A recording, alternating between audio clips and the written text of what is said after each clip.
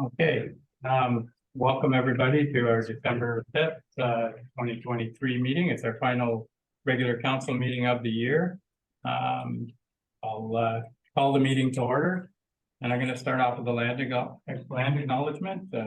We respectfully acknowledge that the Township of Havelock-Belmont-Methuen is located on the Treaty 20 Mississauga territory of the Mississauga and Chippewa Nations, collectively known as the Williams Treaties First Nations, which includes Curve Lake, Hiawatha, Alderville, Dugog Island, Rama, Beausoleil, and Georgina Island First Nations.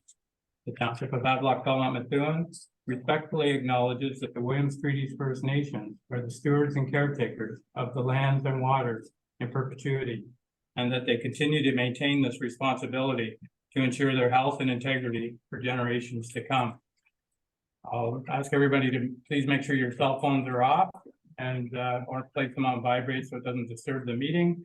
And I'll remind council of declaration of pecuniary interest. If it arises, you can declare it now or declare it later if something pops up. We have minutes here from the regular council meeting of November 21st, 2023. I'll look for a motion to receive those minutes if all is in order. Moved by Councillor Flagler, seconded by Councillor Clement. All in favor? And that's carried. I just had one housekeeping thing that I was going to see if we could, when we get into staff reports for follow-up action, if we could move the OPP report up to number 1 and let them carry on. So if that's okay, I'll get a motion that we adjust it. Moved by Deputy Mayor Webb and seconded by Councillor Clement. All in favor? Carried. Okay, so we'll move that up to number 1. So our first item here is committee of adjustment. Look for a motion to put Deputy Mayor Webb in the chair for committee of adjustment. Moved by Councillor Doherty, seconded by Councillor Clement. All in favor? Carried. Thank you, Mr. Mayor, members of Committee of Adjustment. I'd like to call this public meeting to order and remind the members of the committee of the requirement to disclose any pecuniary interest and general nature thereof if the occasion arises. Public meeting is held under Section 45 of the Planning Act and its regulation. And we'll now have Aria present just the one minor variance today, A3223 Pearson. Aria. Through to the chair, application A32-23 for applicant John Pearson.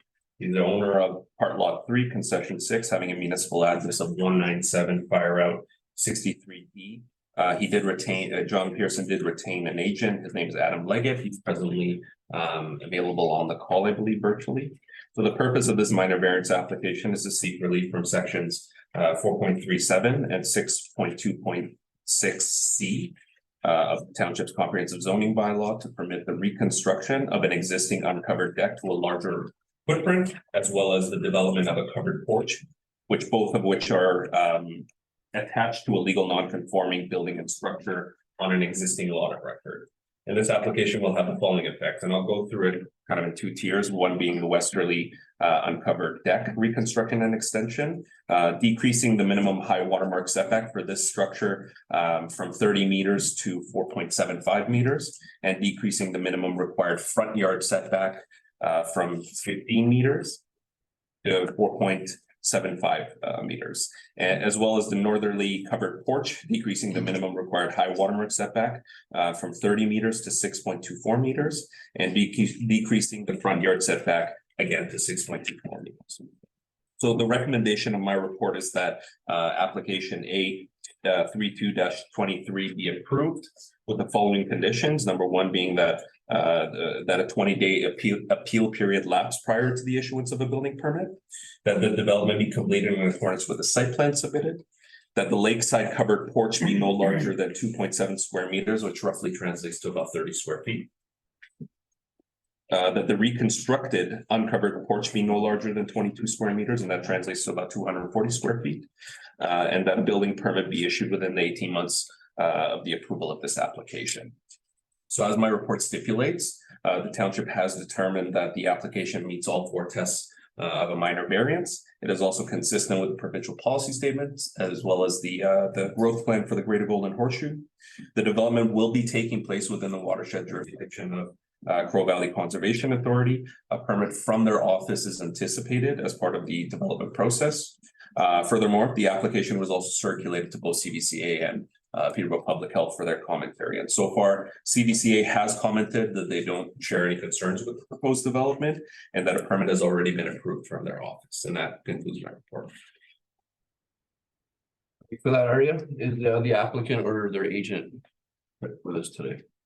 I am here. Your name, sir? It's Adam Leggett for Timberline Custom Homes. Do you have anything to add? No, I think Ari's got it all covered. Just we're not going, actually moving away from the lake a little bit from where the existing deck is. We're removing the one deck and adding sort of a new reconstructed deck. Thanks, sir. Yeah. Is there anyone present here today or online wishing to speak in opposition of this application? Second time, anyone present or online wishing to speak in opposition of the application? Third and final time, anyone wishing to speak in opposition? Anyone present or online wishing to speak in favor of the application? Second time, anyone wishing to speak in favor? Third and final time, anyone wishing to speak in favor of the application?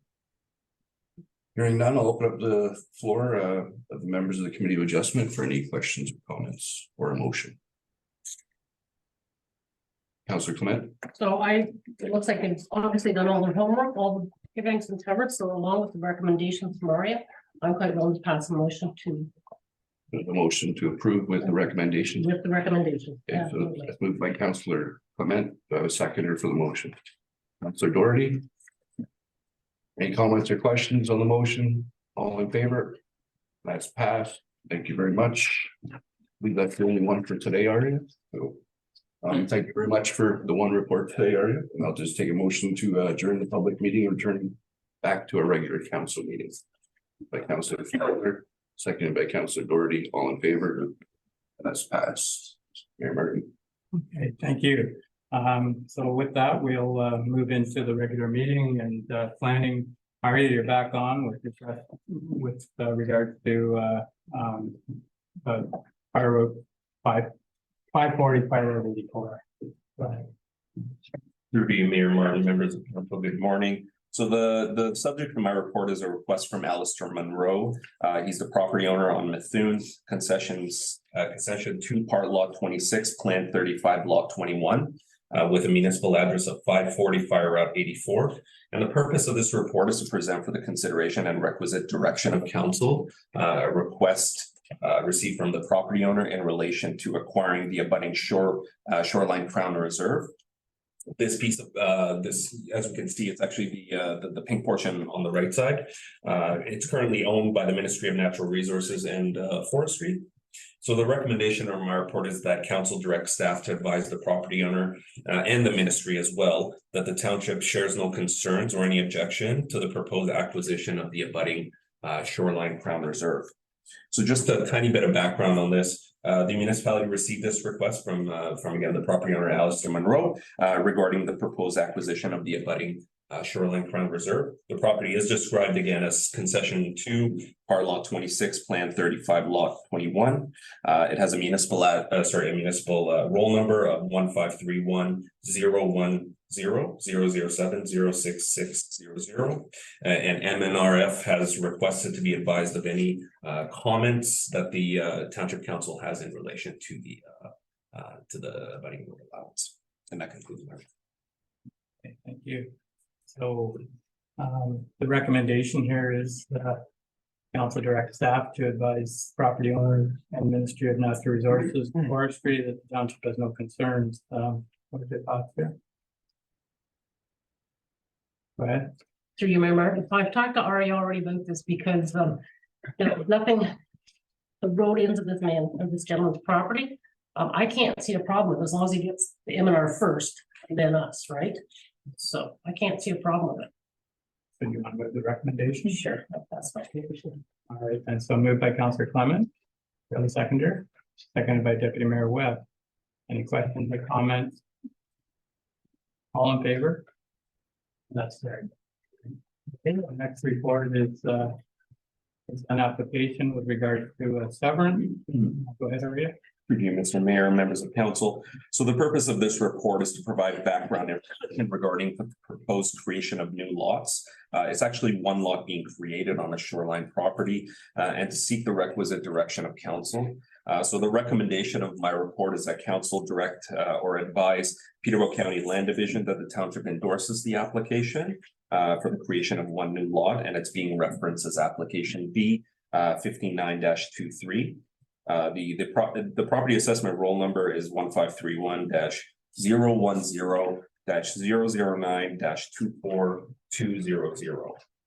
And this application has been submitted on behalf of the owner by Zania and Todd Christensen. The following conditions to apply: that $1,000 cash in lieu of parkland be paid to the municipality, that the applicants demonstrate proper access to the severed lot being created, and that the balance of this report be received. So just a little bit about background on this property. So the property in question comprises approximately 1 hectare of space that translates to about 2.24 acres of land. The property also maintains about 166 meters of frontage along Havelock Lake. The application now before council was filed with Peterborough County Land Division in June of 2023. And prior to the formal application being filed, there was a preliminary severance review, and that was completed in March of 2023. So if approved, the severed lot would comprise approximately 0.38 hectares, and that translates to roughly around 0.93 acres in space. The severed lot will also be afforded 45.72 meters of frontage along Havelock Lake. The retained lot will comprise approximately 0.6 hectares, which translates to about 1.48 acres, with approximately 122 meters of frontage along Havelock Lake. The retained lot is currently developed with an existing recreational dwelling unit, as well as an assortment of different accessory structures such as sheds and whatnot, as well as it's also serviced by that's right, it's up there with a septic system. Based on the information provided in the consent application, the severed parcel will be entirely vacant at the moment. But one can also anticipate that future residential structures will be placed on the severed lot being created.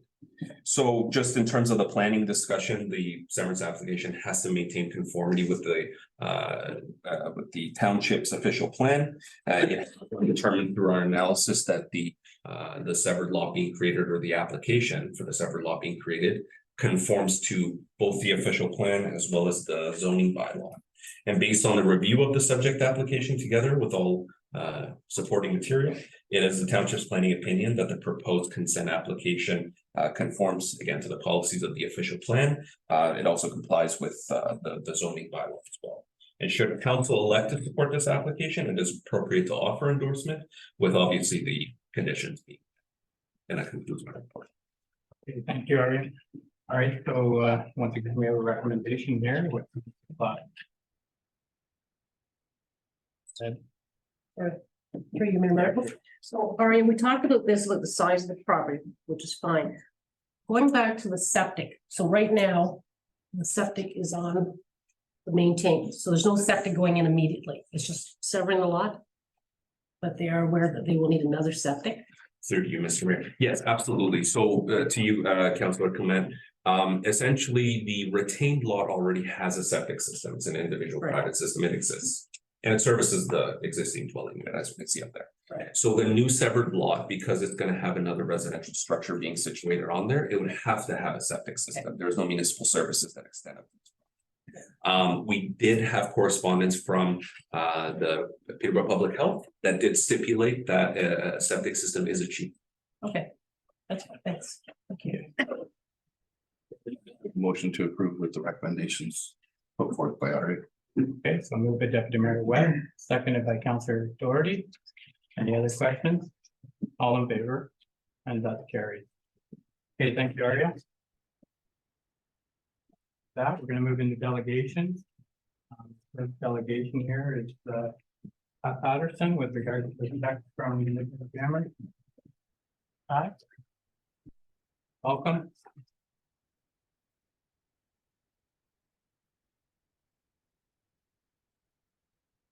Mr. Mayor, Councilors all. Thank you for the opportunity to present our part of our committee from the Jammers. the back row, we have our president, vice president, and on the end over there, we have the Matthews. I think everybody knows her. She's part of history. Used to go across the road to the put the siren on for the fire departments for years. Anyway, on behalf of the jammers, we'd like to present the a check for the air conditioner, and I'm not just sure who collects this.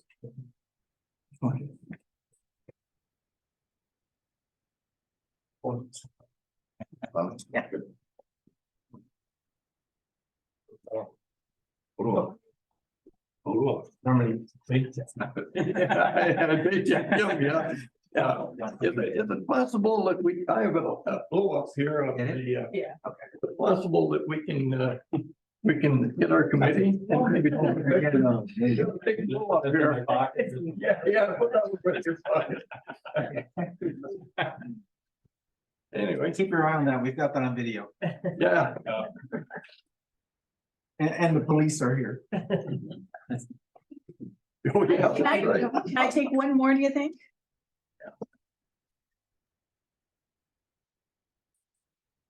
You're not shy.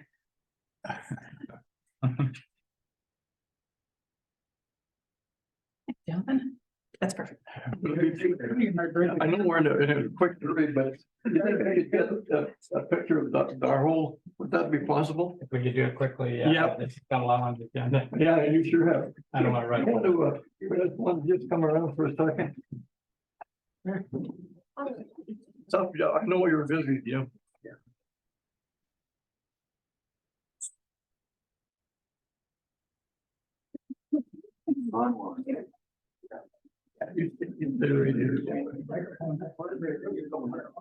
What's it texture? No.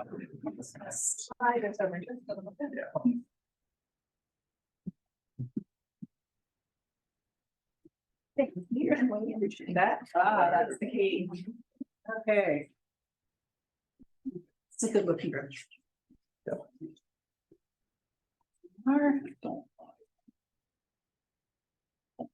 HBM Township, 1, 2, 3. HBM Township. Thank you, that's great. Okay, thank you, everyone. Yeah.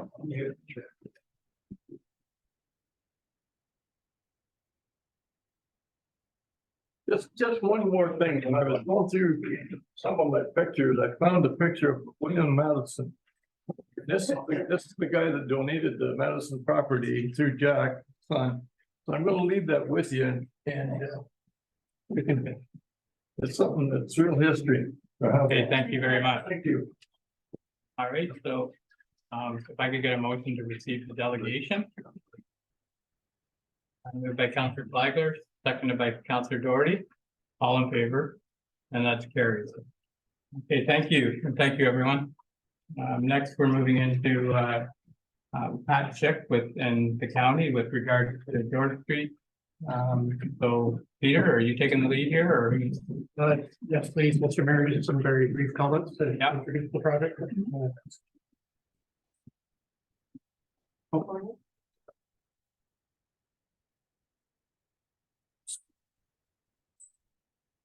Good morning, Mayor and Council. Thank you very much for receiving us this morning. We're very pleased to be presenting this project to you today. It's been quite a long time coming. We started this process in 2017 and worked through some design issues at that time, and then we took a break.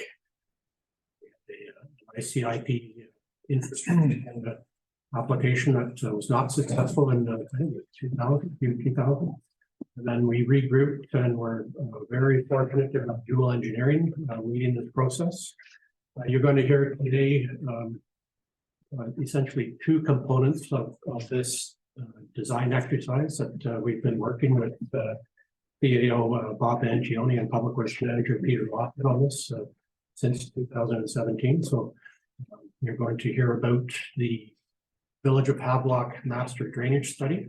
It's truly a planning document for the township to work towards over the next 10 to 20 years.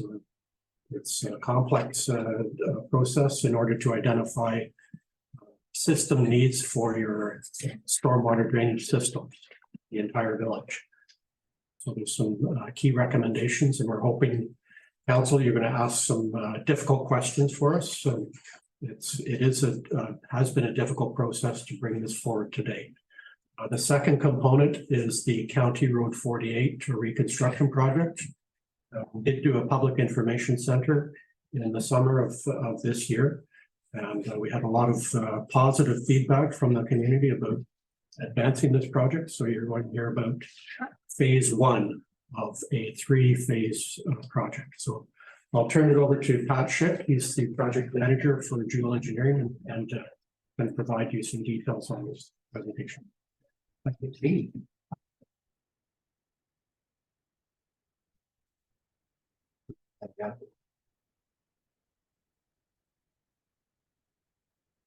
Thank you, Mr. Mayor, members of council. So as Peter said, the intent of today is just a recap. There was an earlier PIC meeting in June, and just to bring forward where the current project sits with status updates. So as a project overview, the first component we'll touch upon is the master drainage plan for the village. As Peter had indicated, it's a long-term planning document that the township would utilize moving forward. The way the system currently operates within the village is there's 3 drainage outlets. If you look, you'll see that the drainage outlet to the west, which is Point A, utilizes Quebec Street. Following Quebec Street, it discharges southerly, where it crosses approximately 7 spur lines of the railway. Central within the village is catchment point B, which is at William Street. Again, similarly as the other option, Pointlet Outlet A, it crosses to the south beyond the railway spur line as well. And then to the east, we have Mary Street.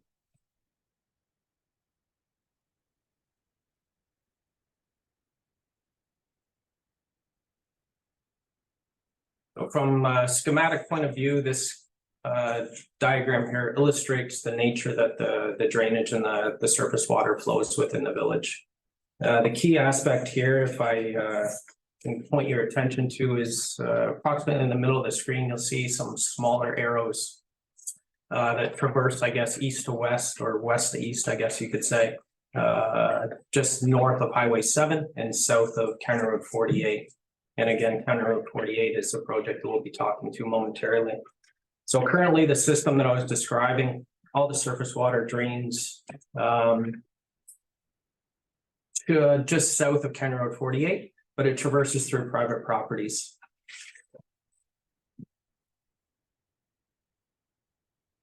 Here's another example of what I was illustrating.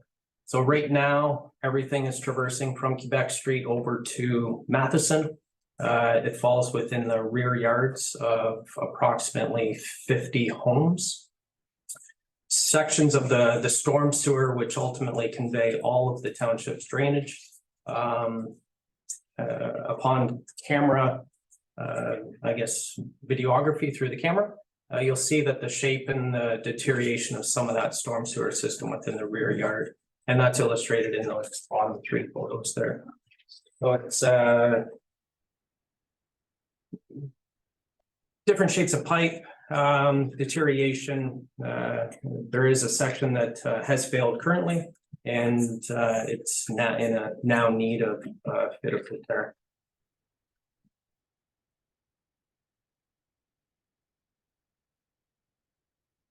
So looking at the just touching into the master drainage plan aspect of it here.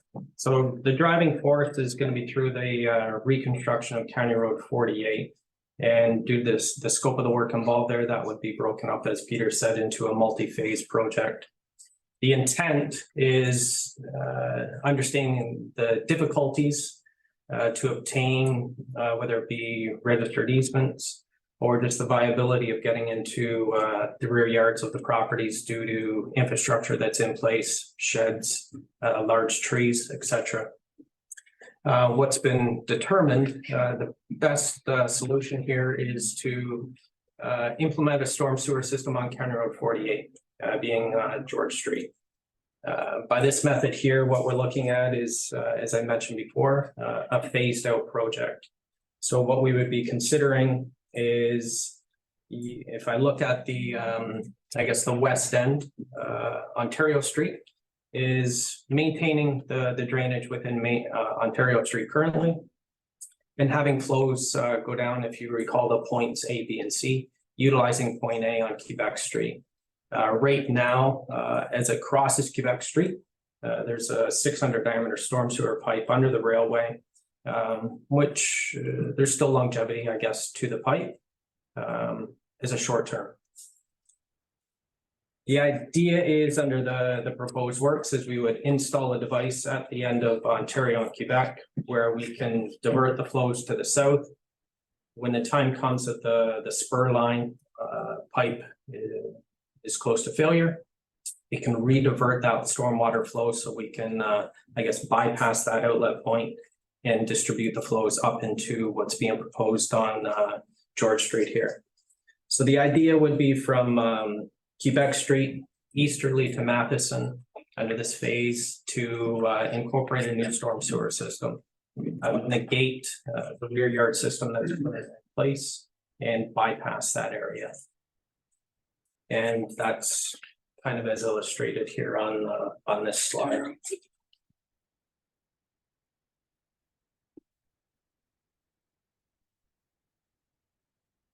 For phase two, or I guess the ultimate build out, if we want to call it, what we would be looking at is similarly what we had described with the storm sewer on George Street, is now extending it beyond what's noted as Matheson and extending it to William Street. Currently, there's a large diameter pipe on William Street that flows south.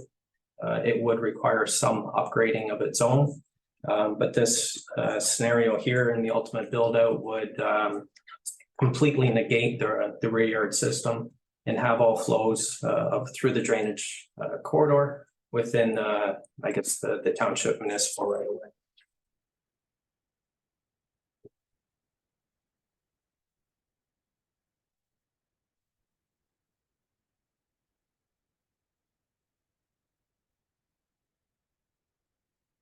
Some components of the system. So it's a twofold project. Not only is it being done to, I guess, look at an alternate path for the stormwater drainage, but it's acknowledging the fact that the township operates with well points, I guess you could say, for the municipal water system. So currently, there's not much in the way of within the village's system for pre-treatment containment devices.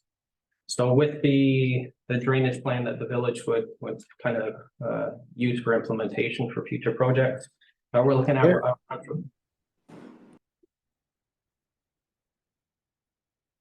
Somebody online. Oh. We'd be looking at implementing some retrofit stormwater quality treatments.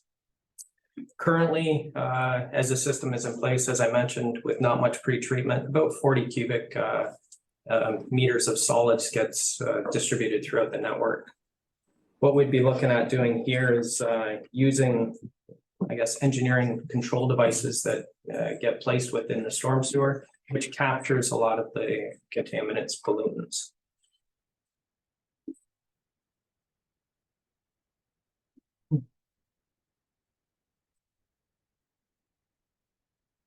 Here we've just kind of illustrated your the drainage area, again, the drainage area through Conservation Authority. There's certain zones within the village that are under source water protection. So acknowledging the fact and its policies in place by the Conservation Authority, the drainage plan and the reconstruction efforts would kind of adhere and follow to such policies and guidelines.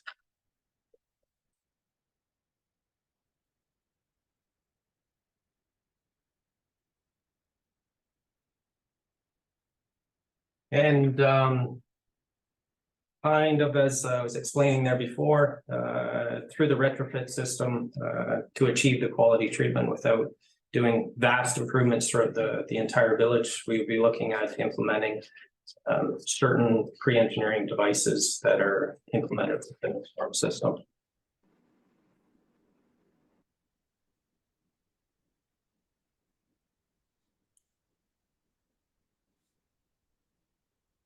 Primarily, this can be achieved within the County Road 48 and certain zones within the other upset limits of the village.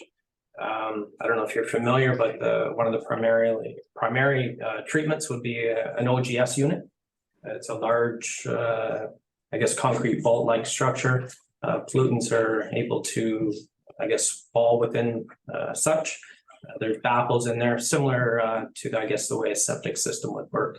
Baffles would separate debris, clean water is allowed to discharge, and pollutants, oils, etc., are kind of contained within the system. So we would be looking at placing these structures at key locations within the village, again, prior to the wellheads within the intake zones.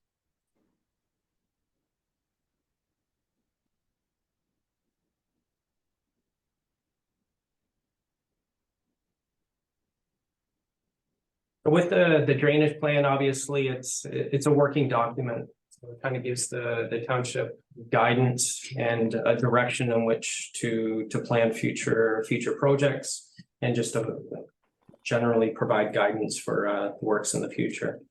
So as some of the key bullets we just highlighted here, the near term, the short term, what we're looking at in kind of year 1 through the kind of 40 project is the installation of what we're calling an oversized or a larger size storm sewer system within County Road 48. And again, this is the section that we've referred to from Quebec to Matheson. So the prime objective there is negating the need for the existing rear yard storm sewers. By doing such, again, with the properties that are adjacent to the system, we're looking at potentially mitigating, future concerns, flood impacts to approximately 60 of the residential properties that I guess would abut up to the existing Quebec Matheson outlet point. Large size pipes, which will accommodate future opportunities within the village. And the third point of the purpose plan, again, is the pre-engineered devices with oil grid separators and other devices within catch basin structures. Just some key additional details is in conjunction with County Road 48, there would be on the side streets that would be required to allow back drainage into County Road 48. The surface water will maintain its current outlet, so we would be capturing everything within the, I guess, streetscape. And ultimately, discharge points is at the Highway 7 corridor. That's everything in the village discharges over to. Again, as I mentioned before, the oversized system would be able to function in the future as an alternative drainage outlet as opposed to the existing rear yard system. The new storm system will only be able to accommodate the existing surface flows with no new surface water being diverted into the oversized pipe. This is done primarily to ensure capacity in the interim would be left for the existing outflow. And to help in the near short term, I guess you could say, is as I mentioned earlier, a catch basin splitter device would be implemented at Quebec Street, so Quebec Street will still operate in the interim.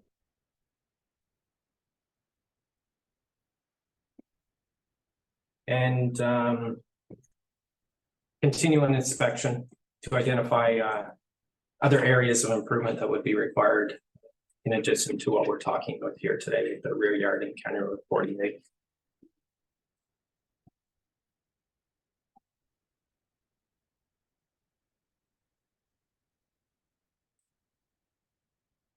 looking beyond the near. So in the 2 to 10-year horizon, avenues that the township could look at considering, again, to help with their infrastructure, is the relining of the county road, or I guess relining of the CSP pipes that cross underneath the railway spur lines. By doing such, it'll continue to maintain capacity in this sewer until we're able to implement what we call phase 2 or phase B, whereby William Street is utilized as the ultimate outfall discharge point. As I mentioned again earlier, is in addition to the County Road 48, is looking at construction or reconstruction on some of the side streets, Oak, Orange, etc., where that infrastructure can be brought back, I guess, into the County Road 48 storm sewer system. Currently, I may not have indicated, but currently some of those side streets are using the rear yard system. So the idea is to completely negate that. You have to do some improvements onto the side streets as well.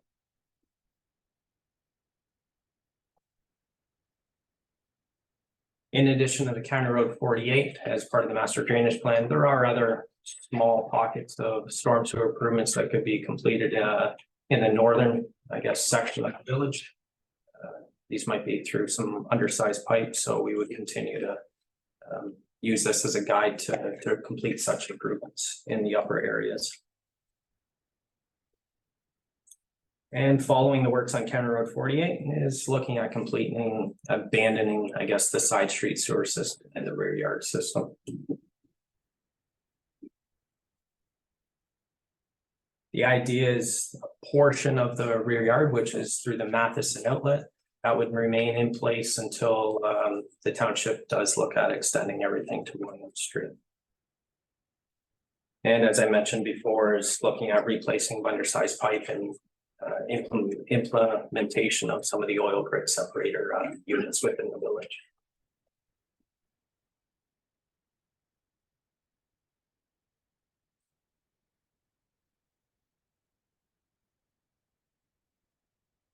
And just a few of the long-term planning aspects the township could consider is further negotiations, commencement talks with CP regarding their infrastructure underneath the rail lines.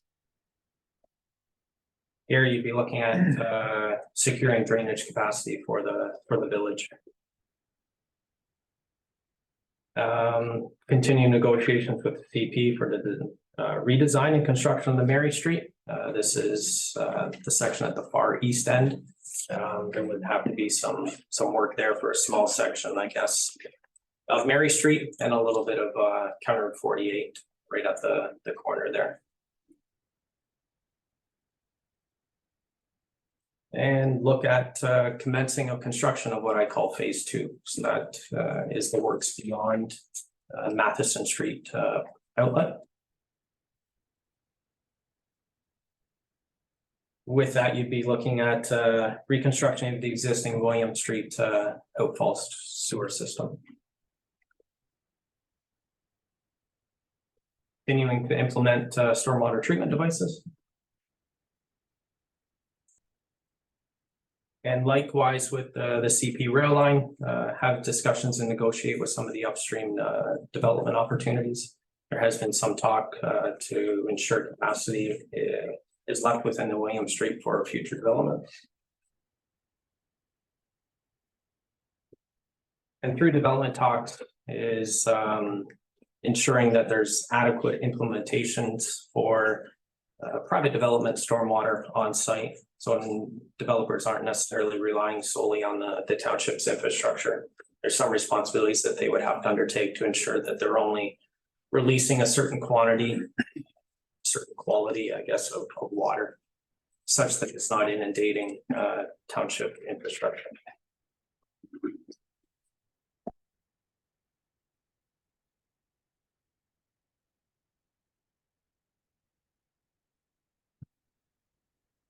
And similarly, that we're talking about in the year 2 to 10 is once the ultimate system is in place, is going and completely abandoning the sections that I guess would be no longer required by the municipality.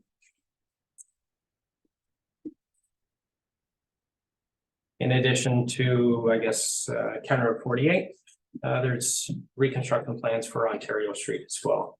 So we're not only looking at, I guess, Quebec Easterly, it's improvements along Ontario Street is into the County Road 48 section.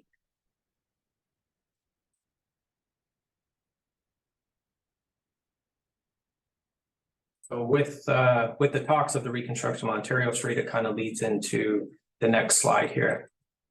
The phased approach. So understanding the undertakings here for the work, what's being projected to, I guess, follow the best path for the incorporation of the drainage plan aspect. We would be looking at dividing it up into potentially three projects areas. Part A, what I would refer to, it is illustrated in the red and the blue. So you'd be looking at Quebec Street from George Street to Highway 7. And then the 48, County Road 48 roadway section that I was referring to from Quebec to Matheson. And then to enhance the ultimate stormwater plan, phase 2, we would be looking at extension of George Street to the east. And that would be commencing from Matheson and easterly to Mary Street to Highway 7. And then phase 3 would be Ontario Street from concession 46 to Quebec Street.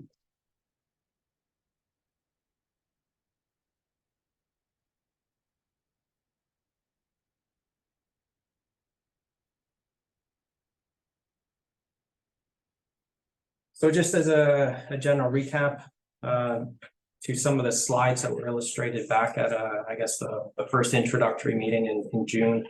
What we're illustrating here on Quebec Street is just kind of some existing condition photos to what's being proposed under this project. So currently on Quebec Street, what we would be looking at is sidewalk, 3.25 meter traveled lanes with parking on the one side. And with all instances of these slides, all the underground infrastructure would be replaced. So new sanitary, new storm sewer, new water main, and then a complete rebuild of the upper surface.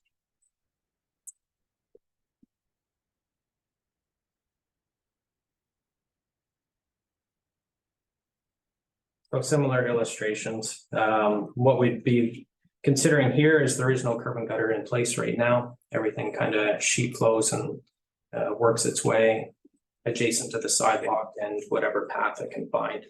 So in all aspects of the work on Quebec or County Road 48, curb and gutters are going to contain drainage and then ultimately utilizing the new storm sewer system.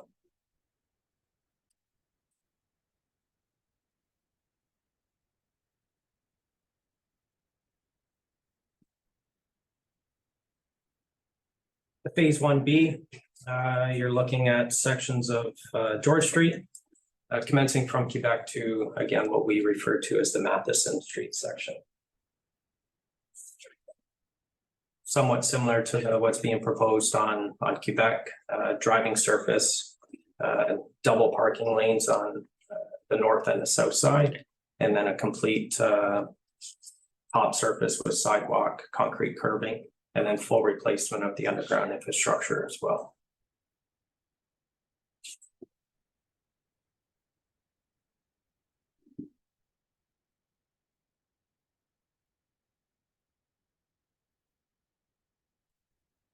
And again, here with similar illustrations. It's hard to see with the photos, but there's asphalt fatigue, cracking. Nice way of putting it. Quite familiar. So, and again, similar approach, new sidewalks, concrete curbing, actual upgrades, and then a full replacement of the buried infrastructure.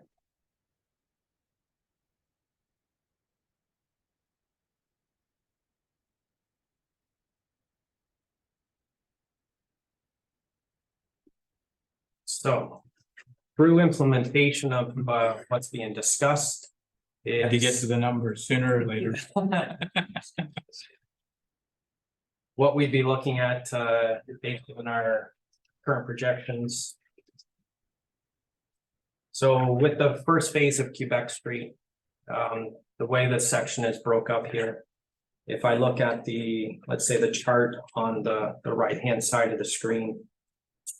That's illustrating the piece from Ontario Street south to Highway 7. The cost attributed then in that piece is 100% township costings. As we get further into the project, because of it being county road infrastructure, there's cost sharings with the county and the township. But this section here, the first small block would be township costs.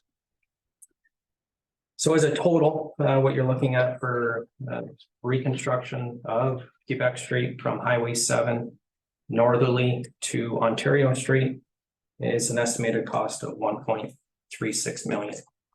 With that, $444,117.12 is the county's cost contribution, with the township having a cost share of $916,609.28.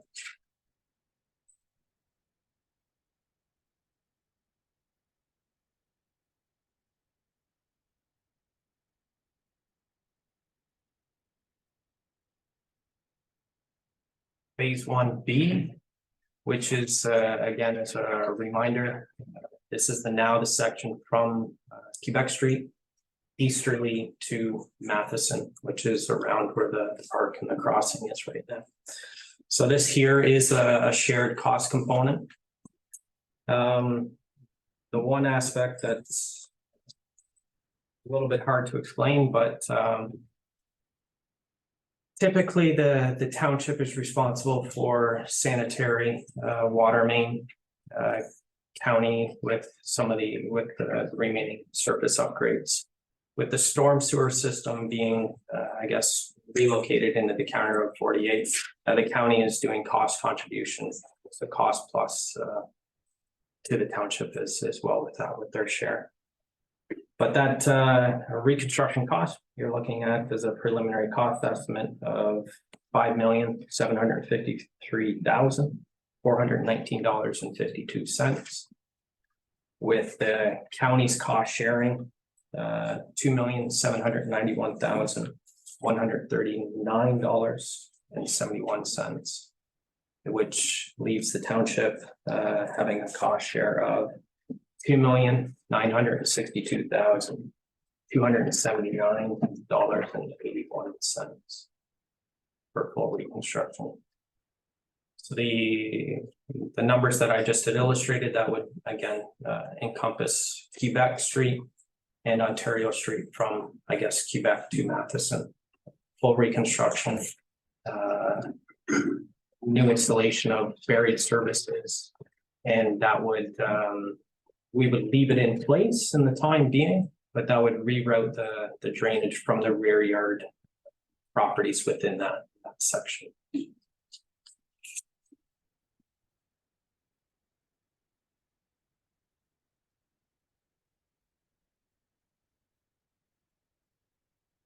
So just kind of in closing, next steps of the project is continue to finalize designs for phases 1A, 1B, and future phases as well.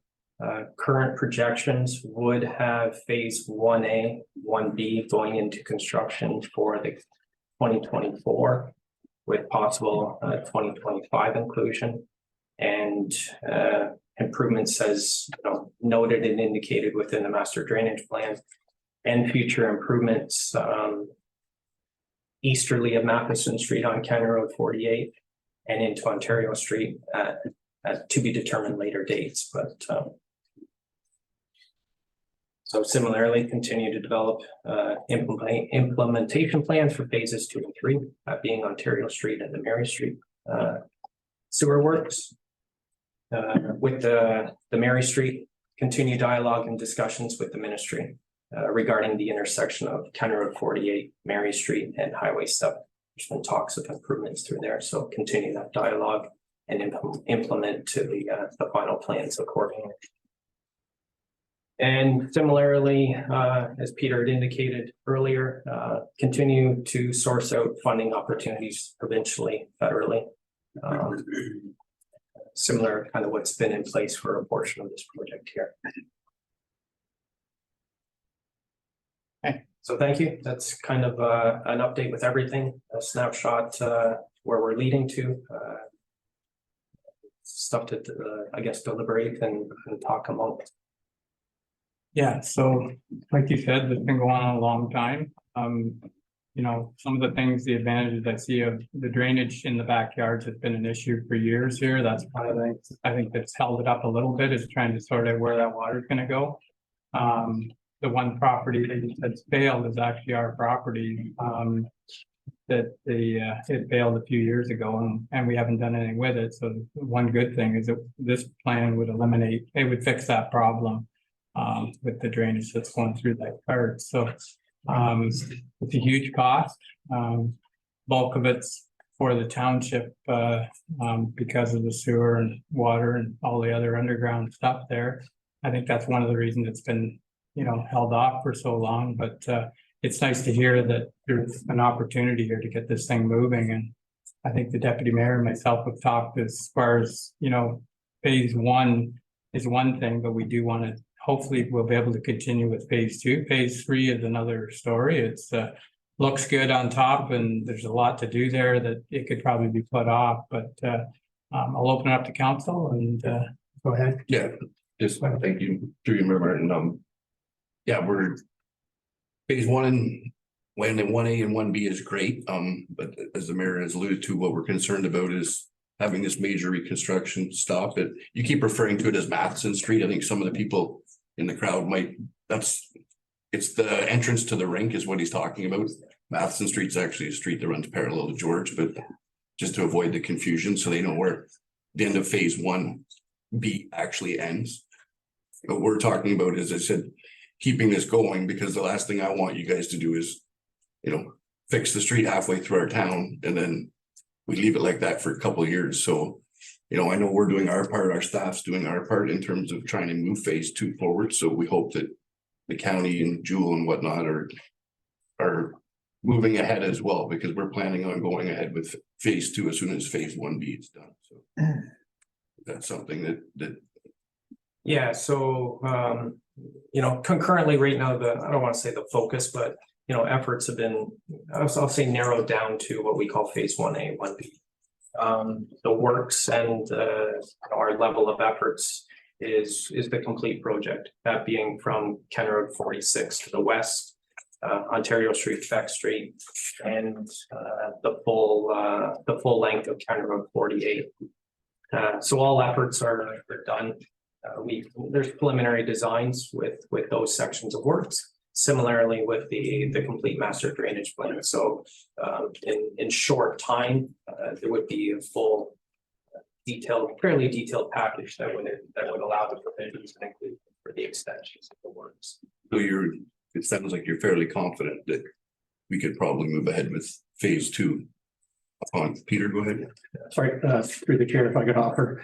At this time, the county's 10-year construction program includes and identifies funding for phase 1A and B. We do not have any funding identified for phase 2 yet. Essentially, we don't know the cost. So once we get through this exercise, we'll have a cost and a cost sharing distribution of between township and county. And then we can introduce that into the 10-year construction plan. And do we have a time frame on that in terms of when we might have it? Well, in the presentation, we're speculating between 2 to 10 years. I'm just saying in terms of a costing. Well, once we get through this design process, we will have some cost estimates from Jewel Engineering, and then we can sit down and see how we're going to implement that project. Thank you, Peter. Okay, any other questions? Go ahead, Beth. Yes, I just have one question of phase 1A. You've stated it's from Highway 7 up to George Street. But you've also mentioned Matheson, which I know is at the end of Quebec Street. So are you doing the whole street of Quebec, or are you just going up to George Street, which is County Road 48? Yeah, it's just the section of So I think this probably best illustrates the idea with Quebec Street would be Highway 7 on the south. Yeah. Northerly to George Street. Okay, Um, so it's not going straight to Matheson then? no, Okay, That's through the chair, that section of Quebec Street was reconstructed previously, so. yes, The it other- was, yeah, I agree. I just, because you said Quebec Street to Matheson, and Matheson is the next street past, like, north of George. yeah, no, for clarification as Yeah, Matheson is, Yeah. okay, That's correct. thank you. Any other questions? Through you, Mayor Martin. So one of the manholes along George Street, I'm assuming that I believe all the structures on the north side of the street right now, For the most part. most part, okay. So I'm sure there's been allowances for, what other utilities are you dealing with that are in the existing structures? So is there Hydro, Bell, any other utilities that we need to look at? Primarily with the Hydro and Bell, it's all overhead. Yeah. You know, there will be some instances where there's gonna be some buried crossings. We don't anticipate much in the way of impact through Hydro or Bell. I guess the buried infrastructure that would be replaced, or the focus would be the sanitary sewer, which is what you're seeing with the buried, or I guess the exposed manhole covers. Manholes covers, yes. New water main, and then a new storm sewer system. So there are some catch basins located with Ontario and George. But they wouldn't, I guess, a buried pipe wouldn't be along County Road 48. It all comes south to the Rayburn storm sewer system we'd be talking about here. So it's water main, sanitary sewer, and storm sewer. What you missed, you can get over the years. Probably trying to shut one of these off, but anyways, okay, is there any other questions? Go ahead. Through you, Mr. Mayor, thanks for the presentation. We've been talking about this, you said, since 2017. Do we have a definitive start date and the completion date for phase 1A and B? And how firm are these quotes that we have re our portion? So I guess if I answer the latter first, I guess the quotes or the estimates that have been presented here, they're based on today's construction dollars. So we've done the projects that we're working here with the county and you follow through the township. We've administered similar projects. We've obtained, I guess, fair market current contractor value and kind of projected out accordingly. So I would say the numbers that you'd be looking at would be a fair representation of an open bid construction process. And then to your first question, I guess, as far as construction, I guess the first step of the process would be to just finalize designs, finalize the scope of work. Obviously, seek, I guess, approvals, whether it be budget with the township here and the county themselves. But you're probably looking at construction in 2024 with, you know, a possible rollover into 2025. But based on the scope of work, if it were to come out of the gate early, so to speak, this could be a possibility for a 1-year construction season. So that would bring us to today's meeting with Peter. Like, what do you need, Peter, to get this thing out to RFP or tender to get started as early as possible? We've been working on it for a number of years. I wish it was 2017 prices because of what's happened over the past few years. We're getting nailed with a lot of extra costs, but that's what it is. So so what do you need today? Through the mayor, from the county's funding perspective, we have been carrying partial funding since 2017 in reserves. County council will be receiving the budget in February for approval. However, we do have pre-budget approval from county council to move ahead with certain projects. So this project will fit within that pre-budget approval. So county funding is essentially in place. We're hoping to receive as soon as possible budget approval from Township Council to fund your component. With that, we can advance the project quite quickly. As Pat has mentioned, the design is almost complete. We're about 90% complete with a couple of items to finalize, and then we'll be able to issue the tender for through the county's bidding portal to expert contractors so that we can obtain prices to move forward. So it can happen if all the items line up. Quite possibly get a tender out the door by the end of January, early February, and get some really competitive prices by being out so early. So that is critical, getting the document out early so that the capacity for contractors is it gets eaten up quickly. Everybody has a lot of projects on the go, so getting a contractor committed to this project early enough would be ideal. So, thank you.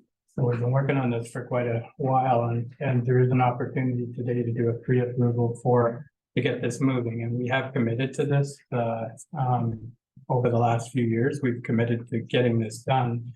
Now there's an opportunity of getting it moving this spring.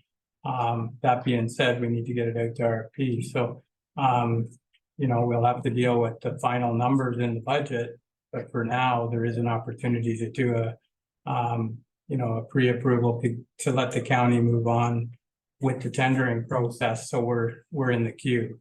It's up to council. But there's an opportunity here. So go ahead, Deputy Mayor. Through you, Mr. Mayor, thing that I commented on earlier, I'll make that motion, keep things moving. Okay, so moved by Deputy Mayor Webb that we pre-approved to get the process, keep the process going. Seconded by Councilor Flagler.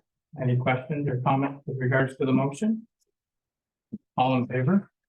And that's carried. So we can get that moving, and we'll talk to you more about phase two as we get into budget. Very good.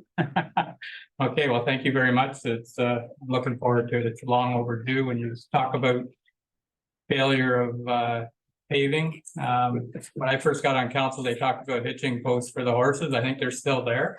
So, so anyways, okay, that's great. Thank you. Thank you.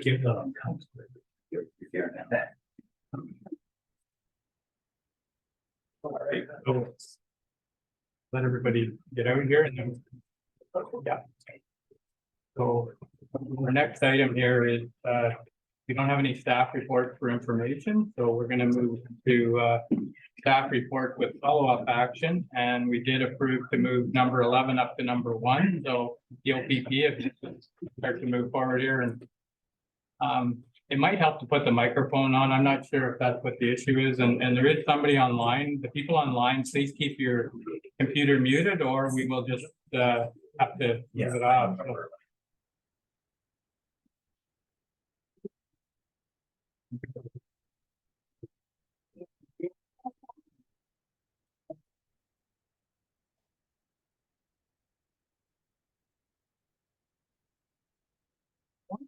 Don't take it personally when the room empties like that. It's not. So, and I don't know, Jordy, are you hearing okay back there with? Well, it works better to turn them on because. Oh, it's on. They're not gonna work. It's on, so. 90% of the time, that last Okay. recorder, you couldn't even have it here because it wasn't turned on. Okay, Still not on, that little light's not on. so there you go. Yeah, that's right. That's what they're for. Okay, thank you. So welcome, with regards to our costing here. You're welcome. Let you open it up here if you'd like. Thank you, Mary Martin, members of council. It's a pleasure to be here. I had the pleasure of meeting you virtually last time in October. Again, I'm Sergeant Lisa Rotar with the Municipal Policing Bureau. And with me also from Aurelia is my colleague Sergeant Rob Griffin, and the local detachment representative is Staff Sergeant Mike Kavanaugh. Inspector Galeazza does send his regrets. We have prior commitments and couldn't attend on such short notice. So I was invited to come today just to help move you through your discussions and deliberations for your contract renewal process. I don't know if you recall that back in October, we had discussed your current section 10 policing contract. Agreement is coming due December 31st. And you had options presented. There are slides. I don't know if we need them or not, or if you just want me to talk through it. I'm happy to do here. It's loading up.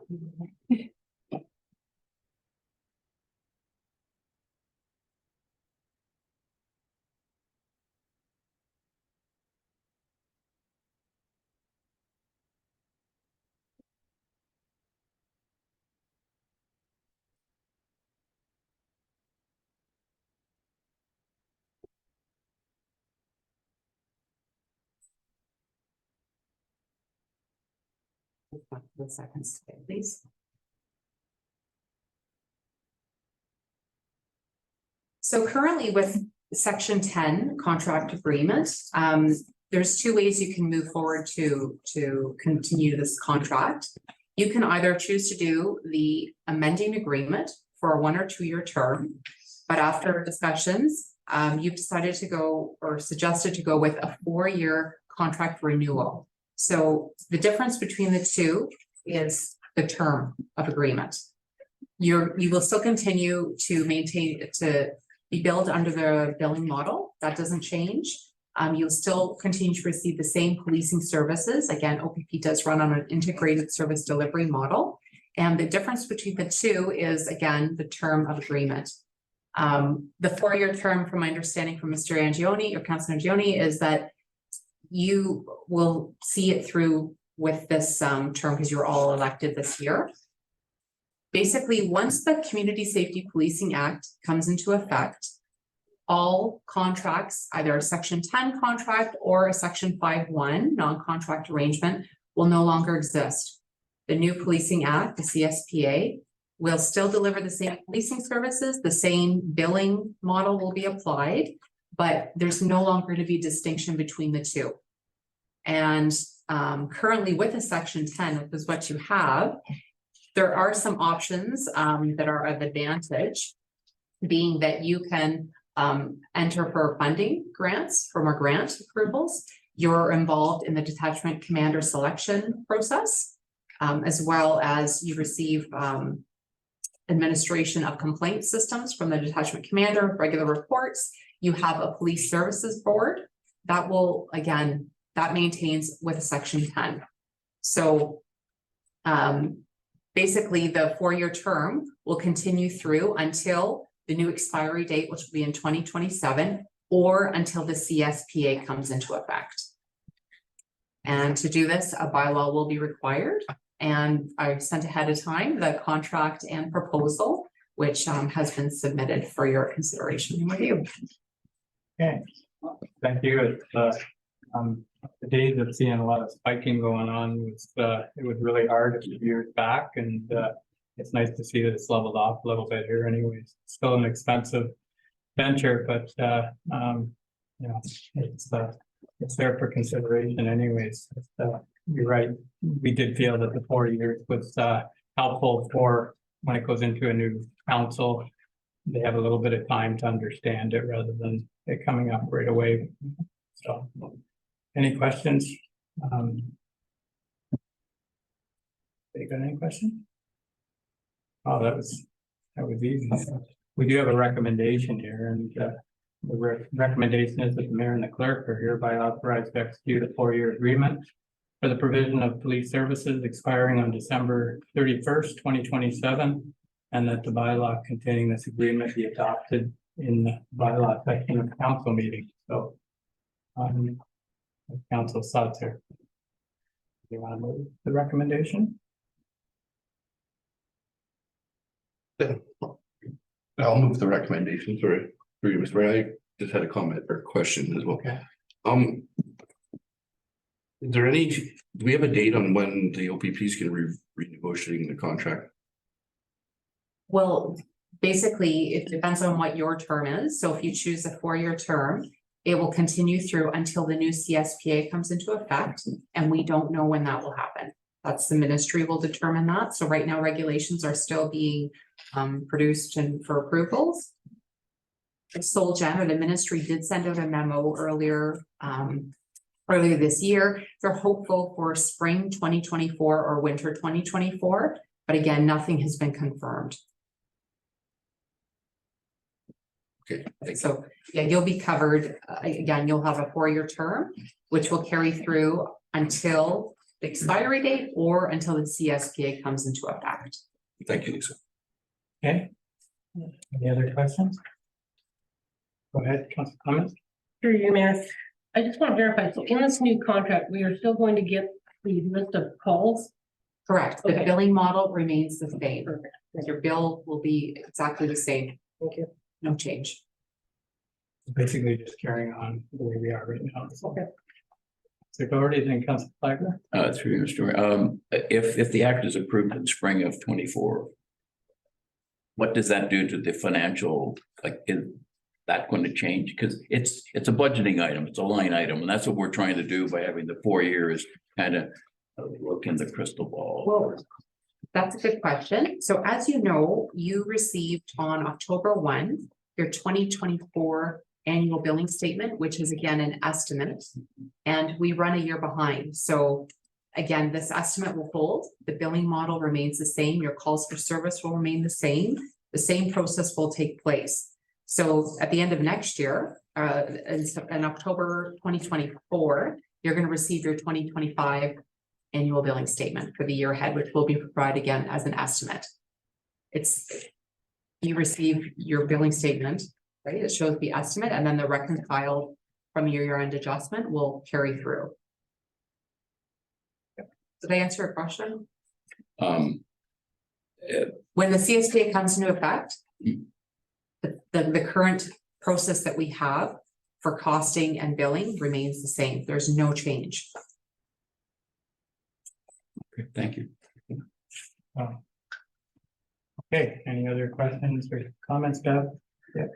Yes, I will second. I believe there was a motion on the floor. Yeah. A recommendation. All right, thank you. Seconded by Councilor Flagler. Any other questions? All in favor of the motion? And that's carried. Well, thank you. That was quick anyway, so quickest part of the day, I'm sure, so. Oh, it's a pleasure to be here. Thank you for having us. Thanks for coming. On that presentation, which again, you feel free to publish it or to review it after. There is just a summary of, again, what the benefits or what the advantages are to your section 10. In addition to resources, our resources page, and my contact information is there as well. Great. So again, happy to help you through. Thank you. Thank you. Thanks a lot. That's fine. Oh. Okay, so. Okay,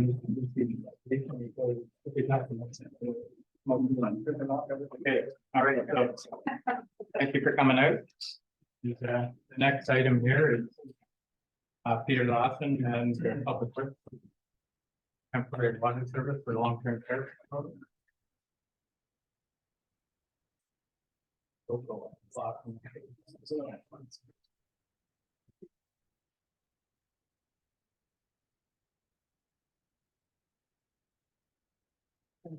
Have a great day. Thank you. So, hey, Peter. Yes, good morning, Mayor Martin and members of the council.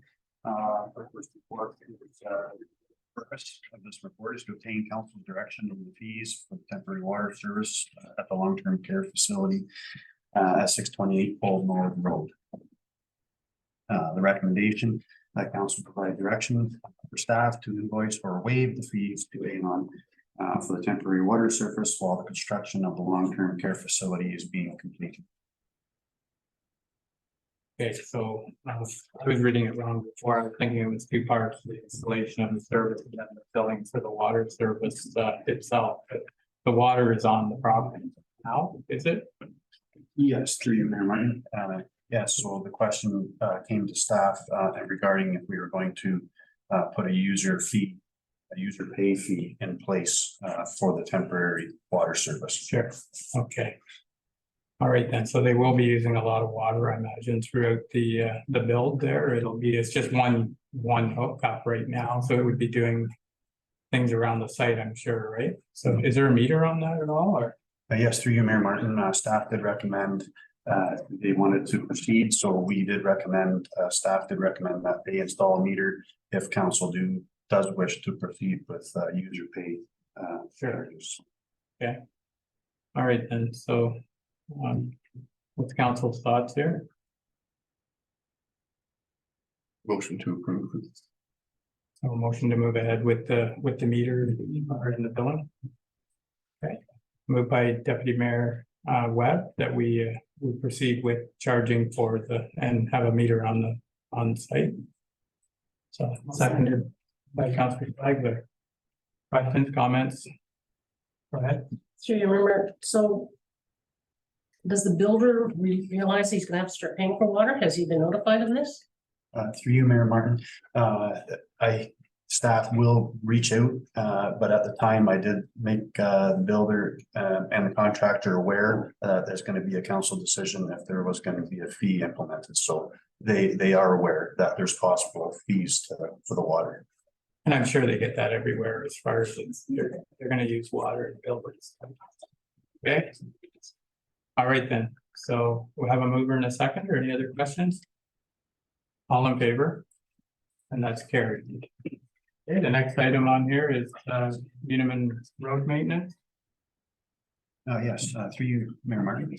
The purpose of this report is to obtain council's approval to enter into an agreement with the County of Peterborough for Uniman Road Winter Maintenance Agreement.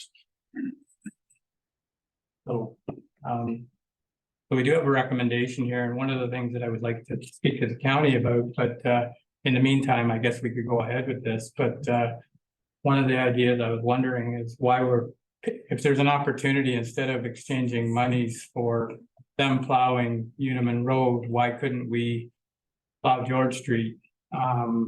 And they plow Uniman Road and just call it a trade-off here. There may be a reason. I said with the standard, their standard and our standard are different as far as level of service, but if there's an opportunity to keep it simple, I think it works better for our guys too, as far as, plowing George Street right now. The way it has to be done is kind of not tricky, but it does take a little extra time, even stopping at George Street. So it's worth asking. For today, we can go with the recommendation, but I will, if it's okay with council, find out if, ask Public Works at the county if there's an opportunity to do a trade-off here like we do with other things. So instead of spending money. That being said, we can go with the recommendation today and be slow at paying the check until we find out. So what's council's thoughts on that? Jerry, go ahead. Right. I would make the motion that we go with the contract that we have here. Okay. All right then, we'll so just keep it at pay them. Okay. All right then. So it's moved by Councilor Doherty that we just can go with this. Seconded by Councilor Clement. Go ahead. So through you, Mayor, do we have to have a second provision for you to discuss as a county event the trade-offs? Well, that's another option, be but different? just leave it at that. It sounds like just pay. So let's pay. County can use the money. So, okay, so we have a seconder. Any other questions or comments? All in favor? That's carried. Is either. Okay. Item here is the purchase spectrum on Henson Road. Go ahead. Good morning, Mr. Mayor, members of council. So the report before you today with the request to purchase a section of unopened road allowance. Initially, it was brought to our attention that a tower was constructed, internet tower just north of Peninsula Road. It was brought through complaint. So when I attended the site, spoke with the owner of 530 Peninsula Road. They were under the understanding that where the tower was constructed, they owned that property. And tower was constructed through Rural Links internet service. So in order to first determine where the tower was, we requested a survey. Surveyors went out and determined that it was on the municipal road allowance, and one of the first things they do is a title search to determine who owns the lands. So that confirmed that the unopened road allowance was still in the ownership of the township. And so process moving forward, really, there was three options at that time. One would be to take the tower down. Second would be to enter an encroachment agreement or license of occupation with the township. And the third, purchase the portion of unopened road allowance. There is some history to the unopened road allowance that Mr. Flatt is here and can add some clarification to if need be. The unopened road allowance, the portion to the left of it, when we're standing at Peninsula Road, the portion over there has already been sold off, and the other portion leads to Peninsula Road, so it's kind of landlocked in there. On the site visit, there was, the Flats have used it as if they owned it, and they thought they owned it all along. There is a garage there as well, so in order to rectify that issue, they're looking to purchase that portion of unopened road allowance as per the request from Wallace Brown. Okay, so these things seem to be popping up more and more. We've seen a few of them. So the one thing that I think where this came from is we moved the road from the road allowance down to when they constructed Peninsula. Normally, when you take a person's property, if you take 66 feet, you give up 66 feet. It doesn't look like that happened here. That was before the Follettes, but so I don't know what kind of deal was made there, but 66 feet, I don't think would, I'm not sure if it would want the whole road allowance, but there is an option there too, and it's the property next door to them too, I think. I think it lost property too when the road moved over. So, but anyway, there is a recommendation with regards to the road allowance and straightening out the property problems there. And I'll make a motion to move the recommendation. Okay. All right then. And moved by Deputy Mayor Webb that we go with the recommendation, and seconded by Councillor Doherty. Any questions or comments? All in favor? Yeah, carried. So the recommendation was that the township has received submission from Wallace Brown, solicitor, to close up and convey a portion of the unopened road allowance located at 531 the road. So be it resolved that staff are authorized to provide the applicant with the necessary requirements. So that's what was passed today. So Travis can update you on on what to do next. Anyway, Dan. Okay.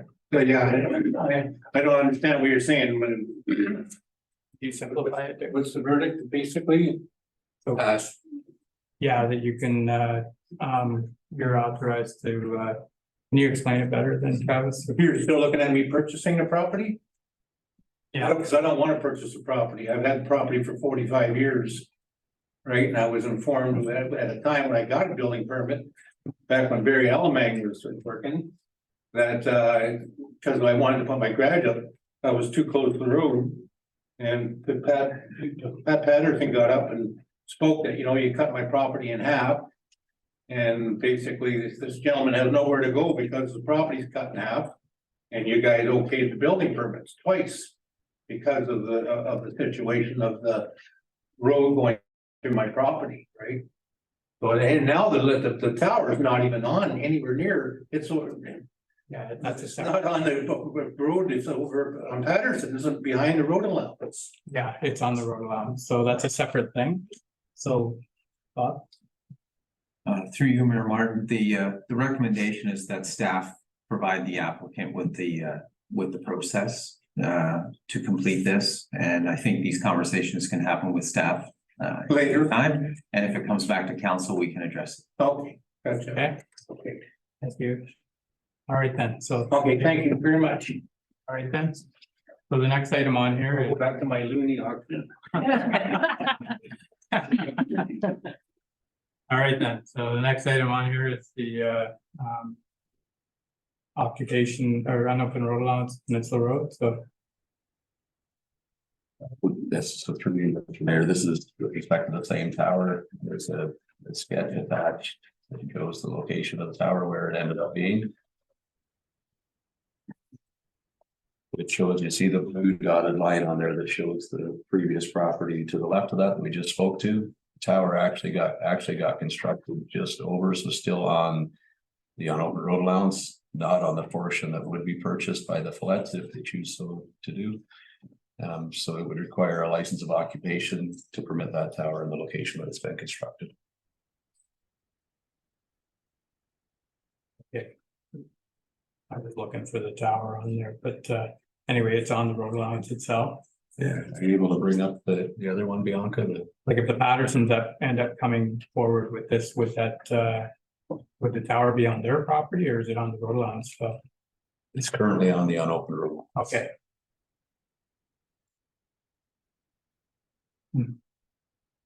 Okay. Through you, Mr. We aren't talking about the road allowance. We're simply talking about the portion of land that. Excuse me. Through you, Chair. We're talking about just the portion that the Follets thought they owned originally, not the road allowance. This has nothing to do with the road allowance, the piece that we're selling today, or is it? So the previous three, Mr. Mayor, the previous report dealt with, what do you see that dotted blue line on there? To the left of that is the portion we just spoke to in the previous report, the Follets were looking to purchase. So the Follets and Mr. Abrams thought that tower was to be constructed on that portion. Once we got the survey, it shows that it's actually not on that, it's on the township road allowance. Still owned by the municipality. So in order to keep it there, now that's been brought to our attention, we need to enter into a license of occupation with rural links. For our road allowance. Thank you. Really, it's encroaching within the road allowance.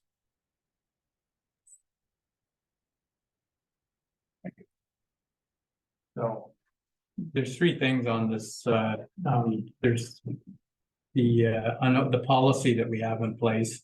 There's this correspondent or this item and the previous item. So previous item we've dealt with, this item here is whether we want to deal with rural links and where their tower is or whether we don't. So it's basically we have a policy.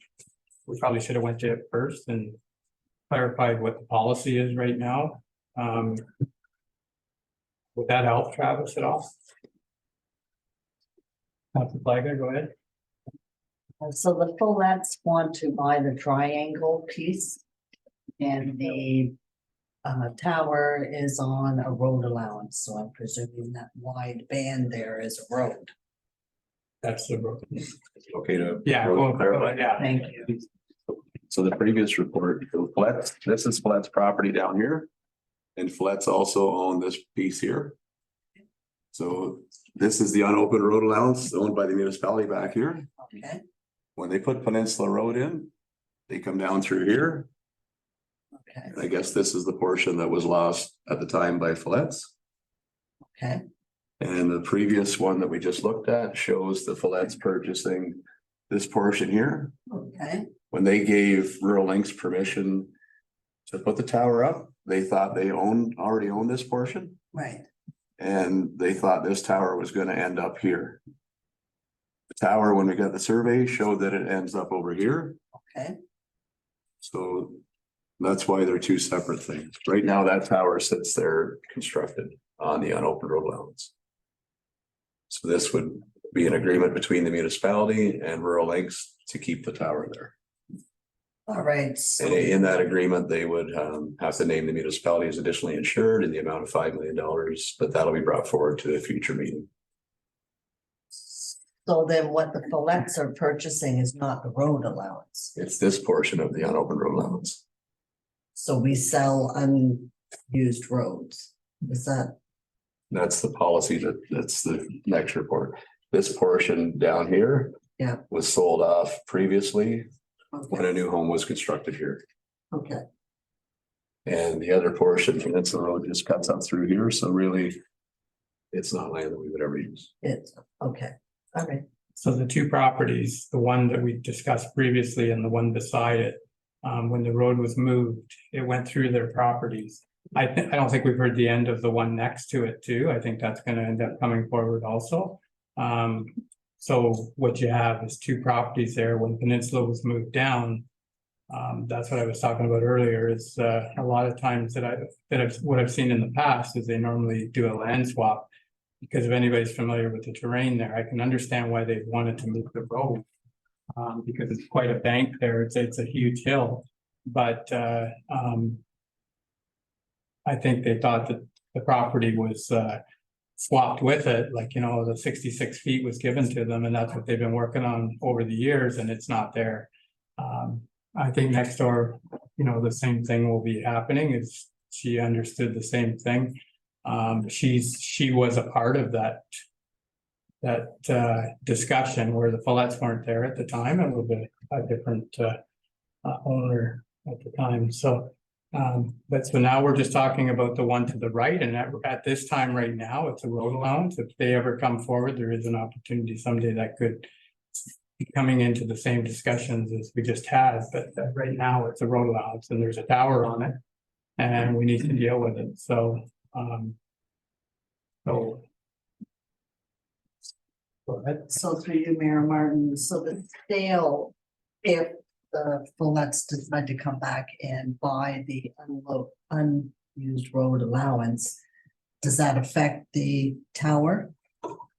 No, no, they thought it did, but no, it doesn't. It's on a separate piece of road allowance. It's not on the, if they were to purchase the road allowance, it still won't. That's why we need to talk about rural links and road allowances, because this tower is on a road allowance. And whether we allow it or not is basically the question, so. When was the tower put up? Jared, you know, was it the summer? Probably almost a year ago. And it, Yes, the three, Mr. Mayor, the complaint was brought forward late spring or early summer to us, I believe. I thought there was a process with putting up towers. There's no process, so they can just put one up wherever they want to. Travis? Pretty much right. There is a process for certain towers. This one's less than 30 meters in height. Oh, okay, So the process is much less. okay, thank you. Okay. Hey. Councilor Doherty? you, Mr. Mayor. I'm still a tad confused. The whole allowance of road, that whole section. Are we, that's what we're talking about, not straight up from their property at 531, where the dotted line is below to the left, over there, right there. Now that doesn't go straight up. I'm trying to get what this is going to look like when it's done. Where are the property lines? So there was another sketch that showed the.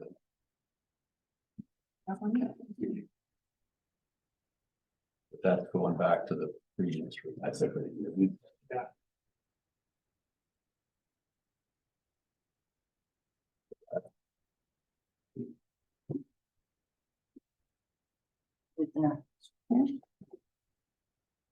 That doesn't, so the blue, sorry, through Mr. Mayor, the blue checkered lines now is the lot that's going to be after the motion we just passed for. Through you, yes, that's the portion that was. Okay, so it doesn't come all the way, so does this tie, is there anything left of the road allowance to, I guess it would be to the south? Or is that now all tidied up to the south because the previous owner had purchased or transferred the. So when we're looking at these maps, north is straight up, so. You're talking the little piece between the. It'll be north, I guess, then it would be east, I guess. See where the U is and on open road line. So, yes, So that's there. yeah. So there is a small portion still in there. is this other person. Okay, Just straight that's, through, that's right? right. And it's just a non-open lot, landlocked. Road alone. Okay, thank you. Would that piece allow access to the M&R property north of it then? That little space between the blue and the line that next door bought last year? Yes. Yeah, okay. So that would allow access to the property without landlocking it. Plus they can come around the other way, right? Okay. Okay, so for today, it's with regards to rural links and they're on our road allowance, on the east side of that blue, the right-hand blue line, right in the corner there, there's an East Link tower. Yeah, right in that area, right, Travis? That's correct. So, and we have a policy with regards to towers, so with allowing it on the road allowance, I guess that's the question of the day. Are we okay with it on our road allowance for? So through you, really, there's two options. Yeah, we either permit it through a license of occupation or it has to come down. Through you, Mayor Martin, I would like to put a motion that we do the recommendation to proceed with the preparation of a license of occupation. Okay. All right, so moved by Councillor Flagler, seconded by Councillor Doherty. Question? All in favor? And that's carried. Okay, we'll deal with this one thing, and then we'll take a break. The policy, do we need to deal with that? Any travel? Is that'll have to be. Yeah, so really, we've just talked about it a little bit. There was an old policy that still mentioned Havelock funding and had a couple of the things that needed to be cleaned up in it. So we really just cleaned the policy up and brought forward a new one for council's approval. Okay, so that'll work now with this there. So motion to move the recommendation with work. Moved by Deputy Mayor Webb, seconded by Councillor Clement. All in favor? And that's carried. Okay, so with that, maybe we can take a 10-minute break. And we'll come back at 20 after 11. Okay, motion to recess. Moved by Councillor Doherty, seconded by Councillor Clement. All in favor? Carried. Okay. All right, so I'm gonna resume, so I'll get a motion to resume the meeting, moved by Councillor Doherty, second by Councillor Clement, all in favor. And that's carried. So Travis, you're back on with regards to shipping containers. And so through you, Mr. Mayor, this report again is with respect to the complaint we received for the shipping container on a property, and as council knows, they're kind of all over the township. Currently, they're prohibited under the bylaw, so they're not permitted. There's been case law that shows that they are considered a structure or building under the Building Code Act, and they do need building permits as well. So, really, you're looking for one of two options today. Either council maintains the current bylaw as is, where they're prohibited, or a lot of municipalities now have been updating their bylaws to permit them in certain zones and certain uses. So the second option would be that council directs staff to prepare a draft bylaw that would amend comprehensive zoning bylaw 1995-42 with respect to shipping containers, and bring the draft forward to the future meeting for council's review and consideration. Okay, all right, yeah, there is lots of them around. So I don't know, I can't remember when we did that, but it was a few years ago before you came, so. So what's council's thought? Okay, Deputy Mayor Webb. Thank you, Mr. Mayor. I make a motion that we go with option 2. Yeah. For the new bylaw. Just in reading the old bylaw, rather confusing. If you read it the right way, you could ban pretty much everything on everybody's property, right? The way that's written, to me at least, if you really wanted to go by the letter of the law. So yeah, I think it's wise for us to clean that up moving forward, and as the chief building official referred to, we're seeing more of these kind of creep into society, especially in rural areas such as our own. So possibly it's something we need to get our heads around for too long before we end up in a mess here. So I'll make a motion that we direct staff to come up with a new, better worded bylaw. All right, then. So moved by Deputy Mayor Webb that we go with option 2. Seconder, Yeah, by me, please. Flagler. Any questions? All in favor? And that's carried. Great then. Next item here is building employment and public works bylaw. So, through you, Mr. Mayor, this one's just, again, in preparation for the next bylaw, the AMP bylaw. And review of past bylaws have shown that some of them have had, road superintendent appointed as a bylaw enforcement officer and some have not. So this one would really just be for Peter and Ryan as bylaw enforcement officers for the purposes of the parking bylaw that's coming forward. So if somebody has parked where they're not supposed to during snow removal or something in the middle of the night, they can issue a ticket on site. Okay, yeah.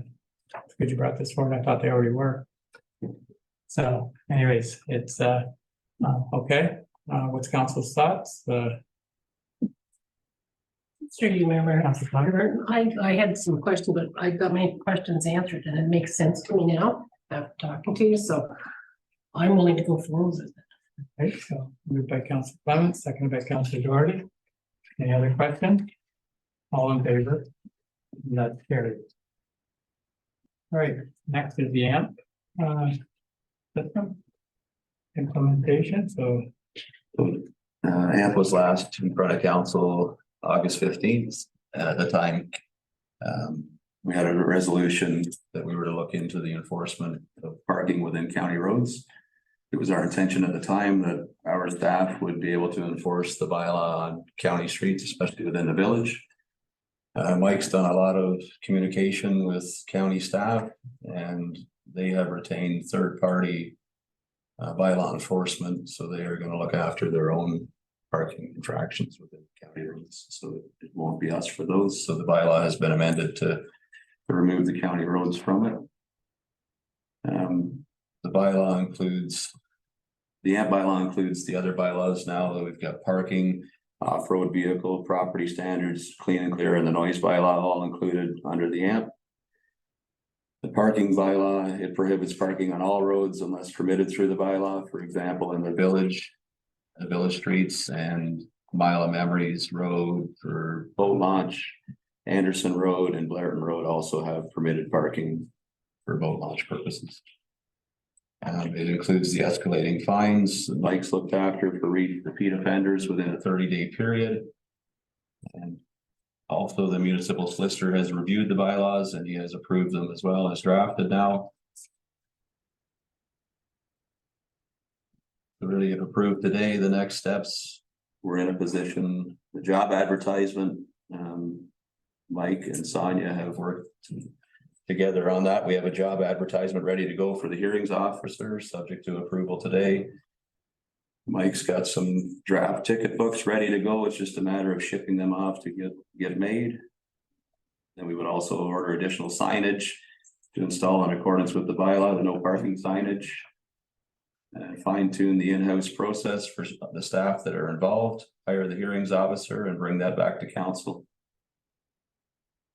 Looking for council's approval today. Yeah. Mike's here for any questions and more clarification. He knows this better than anybody. huge report. So Councilor Flagler, go ahead. Yes, through you, Mayor Martin, just one question. County Road 48, which is George Street. So is there going to be parking tickets on there or is that going to be county? The county is going to set up a complaint process and we'll have that on our website as well so that they can go directly to the county. Okay. Thank you. I think they're already started, are they not, or they're well into it? So, okay. So, okay, so there's a recommendation here. What's council's thoughts? Okay. Through you, Mayor Martin, can I ask one more question? So when we get the hearing officer, where are the actual hearings held? Because I know it's only going to be a periodic thing. Like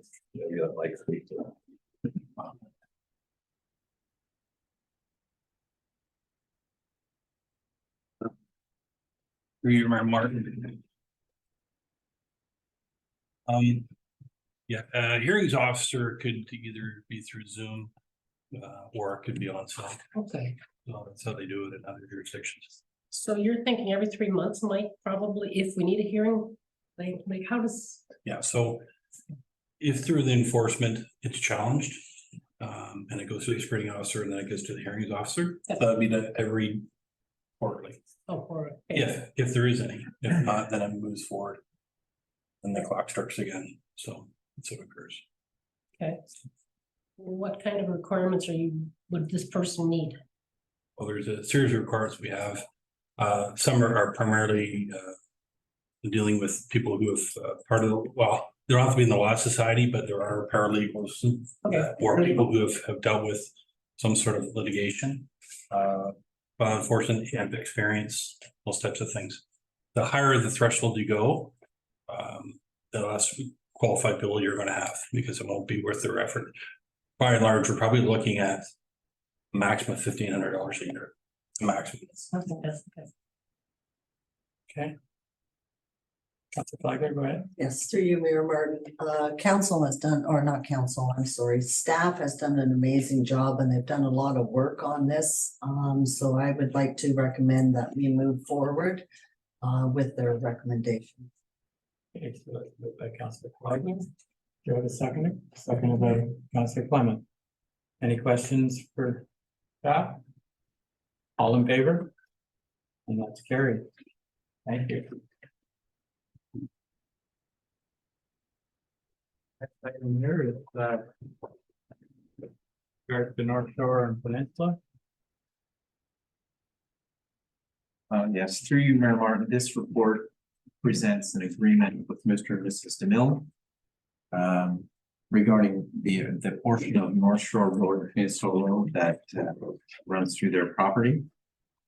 This agreement was brought forward earlier this year, but the survey had not been completed at the time.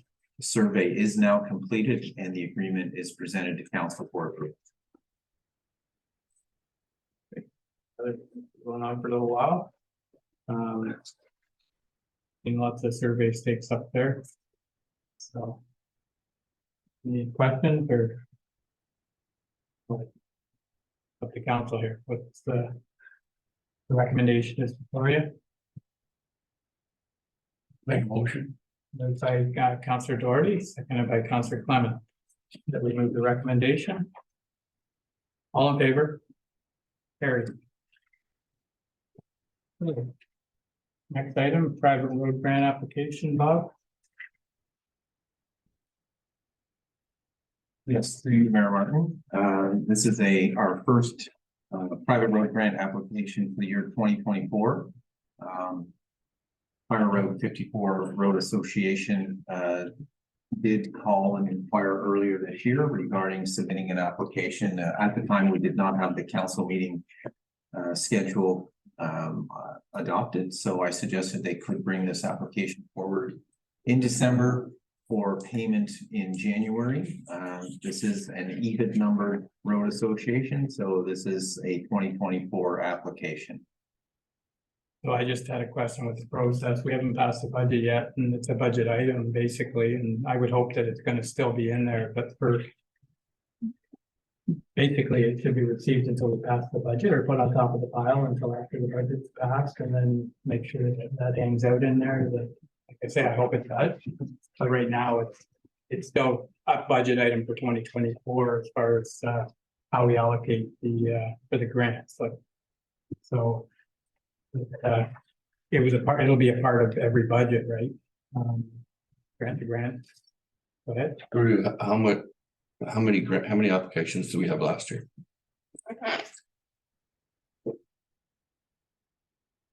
Through you, Mayor Martin, I believe there were 2 applications last year. Of $1,500 each. That's correct. So we should have $7,000 left over. Okay. To me, right? Yeah. And I understand you in terms of. I'm just keeping it clean. Yeah, no, I understand, but I mean. Okay. Still, we did advertise it, right? And to me, at least, like, that's something that we can rediscuss during budget, but to me, that 7,000 should be rolled over until at least that's gone. Okay, So. good. Go ahead, Counselor Doherty. What was the second one? The one was 75. What was the other one? I don't remember the second. That's hard when, when you weren't expecting the question, so. Yeah, it's okay. Through you, Mayor Martin, I can confirm for council exactly how many we had, and I can bring a report back if you wish. Well, I can't remember because I remember doing the one because the gentleman was here to present it, but I don't remember the second. Yeah. So by my poor memory, of course. Okay. Through you, Mayor Martin, I would suggest that when the program was adopted, it was suggested by council that we do odd and even years. Yeah. We've done the odd numbered years. I would suggest that we proceed with the even numbered years and then review the program if council wishes. I like that. I just never take anything for granted, so. So I like what you're saying there, and I totally agree. There's money left over, so to keep it simple. This can come back in the new year for approval, or we can approve it now. And what do you say for January? Through you, Mayor Martin, if the approval is granted by council today, this would be paid in 2024. Okay. Okay, so that's. I'll make the recommendation that we can get it on the books and get it By Councilor Doherty and seconded by Councilor Clement. All in favor? That's carried. So the next item we dealt with already, so we're gonna move down to emergency management.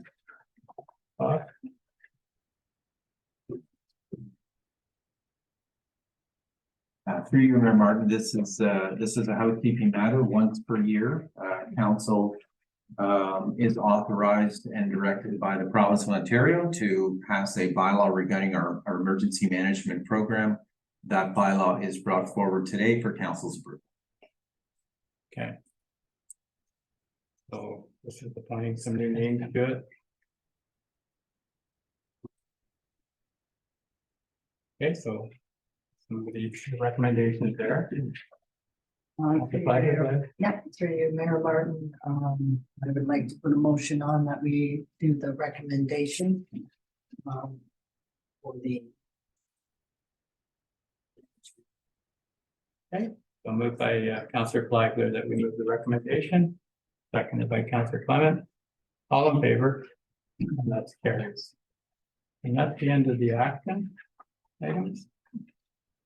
We don't have any correspondence. Action items or correspondence for information. So. Let me catch up then. The time and screen. Okay, so we're gonna move into councilor activity reports, and the first item there is for county update. Oh, yeah. Mayor Webb. County update. That's county meeting, Wednesday, November 22nd. Very delighted to have one of HBM's own, Guinevere Davidson, won the county's warden of the day. Warden for a day. I guess, sorry. So yeah, she was sitting with county council and got to open the meeting and whatnot.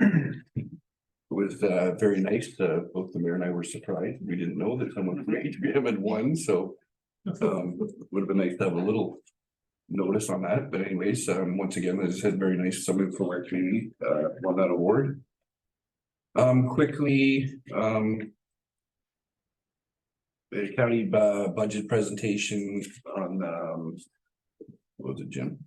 Child services, social service. Joint services, basically stuff that we're gonna share costs with the city on. Couple of staff reports, approve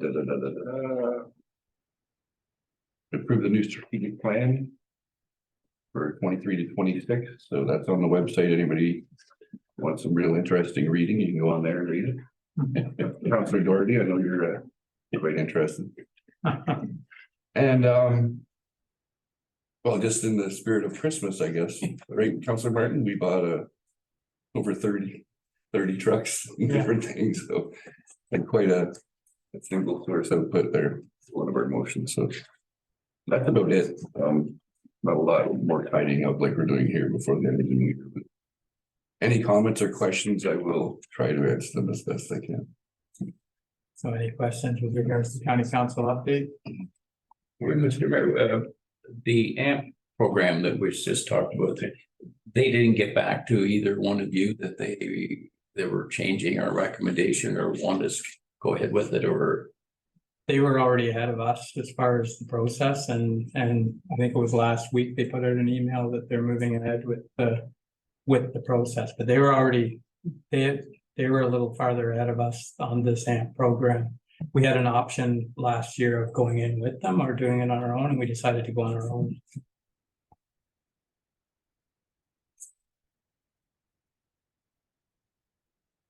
Okay, any other questions? All right, so your budget won't be done until February? I think that's what I read.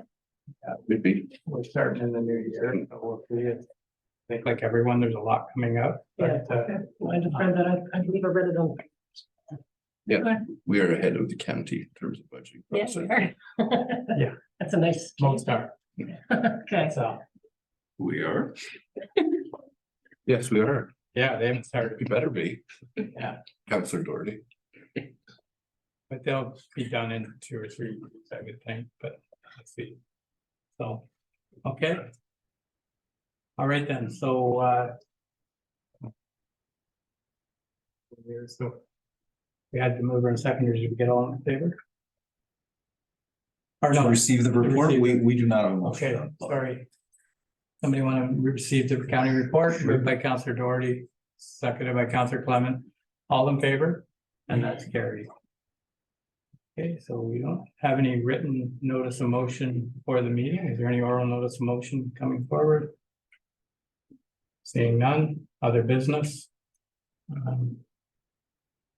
So other business, I had one item there that I wanted to ask council for their thoughts is for years, I've been trying to think of how we could have like a levy, but it gets into a staffing thing.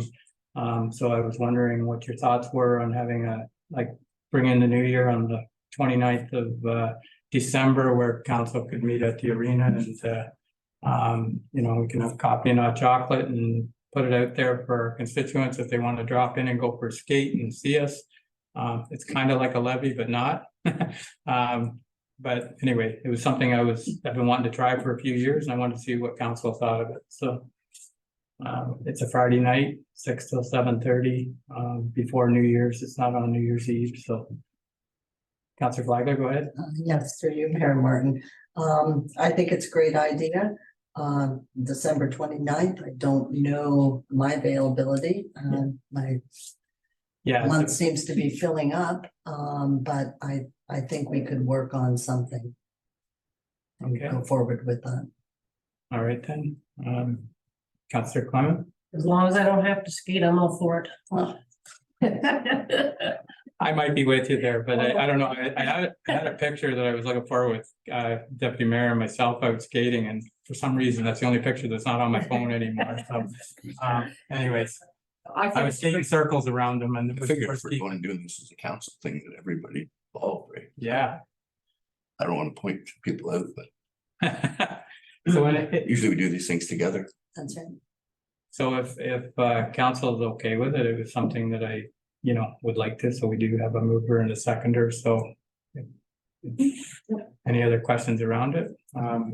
Like I say, there could be a small charge as far as like coffee and hot chocolate or whatever, just some things to give out there like you would use. The last time we did anything like this, we had it was actually a cake there and coffee and hot chocolate that was on a table in there, but that's up to you guys. We can talk about it more later, but right now it would be a matter of getting it on the table and start planning and advertising that we're going to be out there, or some of council, not everyone necessarily. It depends on our schedules. So. Councilor Flagler? Yes, through you, Mayor Martin. So I'm presuming that council is skating on the ice. Is that how we're going to advertise it? Yes. Okay. But not everyone will be able to. It's understandable that, I can go out and give the deputy mayor a few lessons, but other than that. So Anyways, okay, so we have a mover and a seconder. Counselor Doherty, go ahead. Maybe I didn't pick it up. You said something about a charge. Not a charge, they're for us, like as far as to buy some coffee and hot chocolate or something like that. We would get it and supply it, that's all, like whether it's the last time we did it, and I don't know if it's possible anymore, but the figure skating club actually, we paid them like a stipend or whatever, and they supplied the coffee and hot chocolate. There is other opportunities that we can do, and we can talk about it later as far as when are we going to talk about it later? This is the last council meeting of the year, and it's December the 29th. Maybe I could get an upset limit, then like, could we put $200 out there for something like that? And who's championing the project? I will. Okay. Yeah, I like these things, so. Okay, so I'll make sure everything is taken care of and Make a motion, make it 5. thank you. Merry Christmas. Okay, yeah, so we'll upset limit of 500, but I'll be thrifty. So, okay, so. No doubts about that. We have a mover and a seconder. All in favor? And that's carried. Thank you. And the one thing I had here, I could have done it in the other of the report. It came to me yesterday or on Sunday. Last meeting, Deputy Mayor Webb chaired the meeting, and it was for good reason. It was for the VIA. Now I didn't get a document that's easy to print off. It was an email, but I did get an email from the CEO of VIA on Friday, and it just said, on behalf of myself and the team of VIA HFR, I would like to express my sincere gratitude for your presence and participation at the post-event roundtable on November 21st. Your experience in municipal leadership and understanding of Peterborough County was extremely valuable, and I really enjoyed our conversation. I hope to continue working with committees such as Havelock County to engage in meaningful stakeholder consultation focused on advancing the project forward. Once again, thank you for your time. So I think it's really good that we keep our face out there, and that's what I heard that day is Havelock-Belmont-Methuen has been at every event since they've been talking about this thing, and it's going to go on for a lot longer. This isn't going to happen next year, I don't think, but you never know. So for now, I did have some emails of people watching the media and saying, where are we? Why aren't we there? They've left us out. Well, I did answer the emails that were still at the table, which a lot of others aren't. So it's good, and hopefully it continues that way. So with that, we can move on to bylaws. So, you had something there? Yeah, sorry. Yes, through you, Mayor Martin, item number 2, under Meeting. business. Budget books are scheduled to be distributed to council next week. And number 2 is suggesting that if council wishes to have a meeting before the end of the year, we're proposing December 19th, which would be 2 weeks from today. So, go ahead. Through you, to you, Bob. What day next week are we getting the Tuesday? Tuesday. Next. Oh. The 12th. Yeah.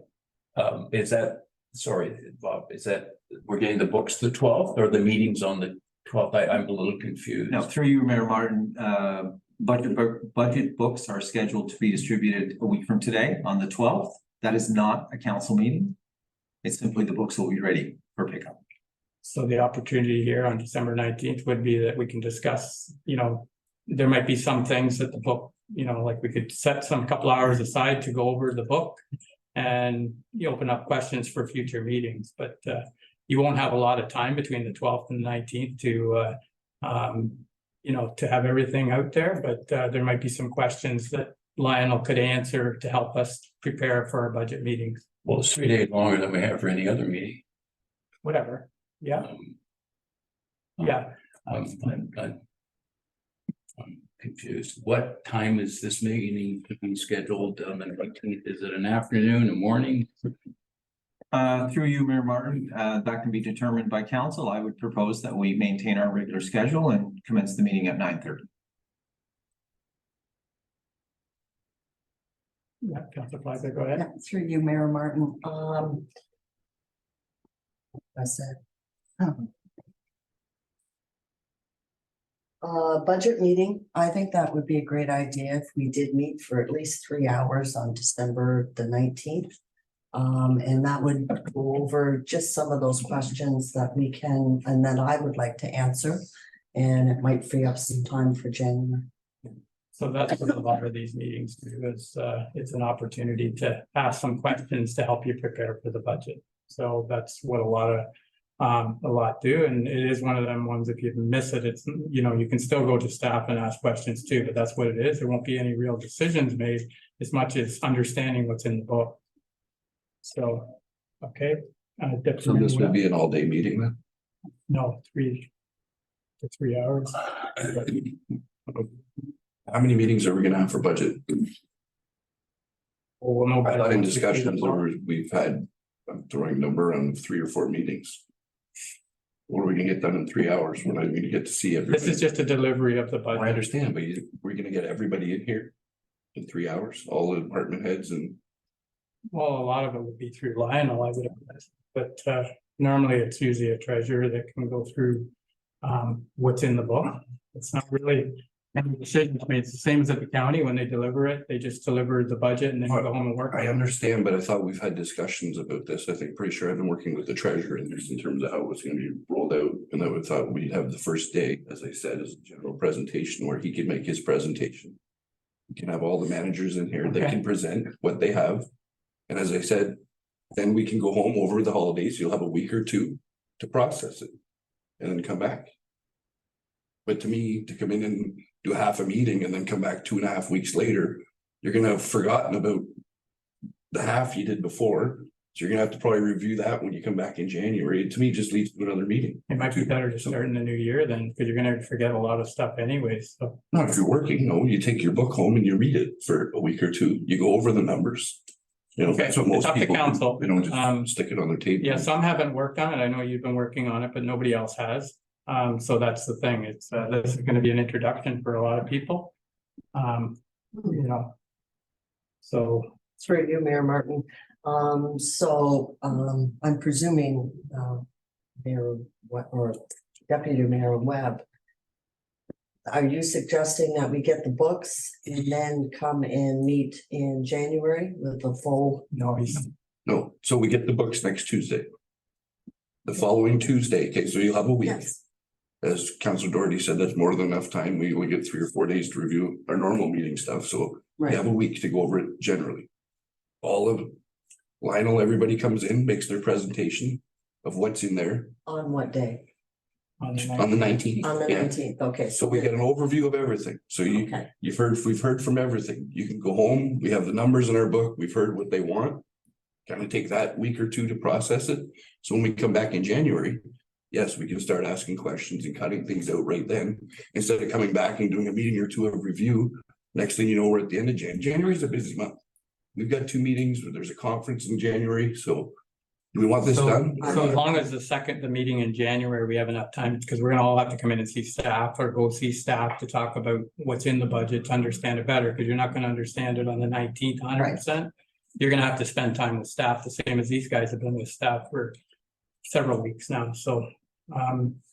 Okay, so that's so the 3-hour thing you had in there, you're talking about a full budget on the 19th, so And I'm fine with that. And maybe, sorry, so when I said all day, all I'm saying is maybe ideally, yes, we'll get it done in 3 hours, but I'd like to see the whole gamut. Like, so we get Lionel and every department head that we can and go through all the departments, so we we've heard everything, you know what I mean? And So you hear from them instead of the book. So the way some of them work is like the deputy mayor is saying, they'll come in, there won't be any decisions made that day. No. They'll just deliver their thing and go through what's in the book with them, and you'll have a good understanding, and then you can kind of get it into your system over the holidays. And when we come back, we can try and move things forward, so. But that day there won't be a lot of movement, it'll be understanding each department. All right. Is that? Is there a motion on There the? was nobody seconded it, so you can. I can second that. No, you can make the motion, Oh. make that motion. There was no seconder to your first I'm thing. sorry. Do you want to move I'm that? sorry, I'm really a quick person. I just thought 3 hours would be okay, but Yeah. no, that's fine. And what Councillor Webb has just explained to me makes more sense than the 3 hour rush. So I would be okay with that. And I will do that motion. So just call it a budget meeting. A budget meeting on December 9th, 9th. There has to be a timeline to it, at some timeline. We're not staying here all night, so. So anyways, but that's good. We make a That- motion, we wait. Yeah, well, you can. So, okay, so do I have a seconder to that? Sure. Okay, seconded by Deputy Mayor Webb. Questions, comments? All in favor? That's carried. So, okay then. So now we move into bylaws. The first bylaw was to repeal and amend the municipal policy number 15 for the purchase of unallocated road allowances, as we discussed in the meeting. By Councillor Flagler, seconder. Councillor Clement, all in favor? Carried. Bylaw to appoint enforcement officers and provincial offensive officers for the townships. Moved by Councillor Doherty, second by Councillor Clements, all in favor? Carried. Bylaw to authorize the mayor and clerk to enter into an agreement with the DeMille property on North Road Road. Okay, Deputy Mayor Webb. Councillor Clement, all in favor? Carried.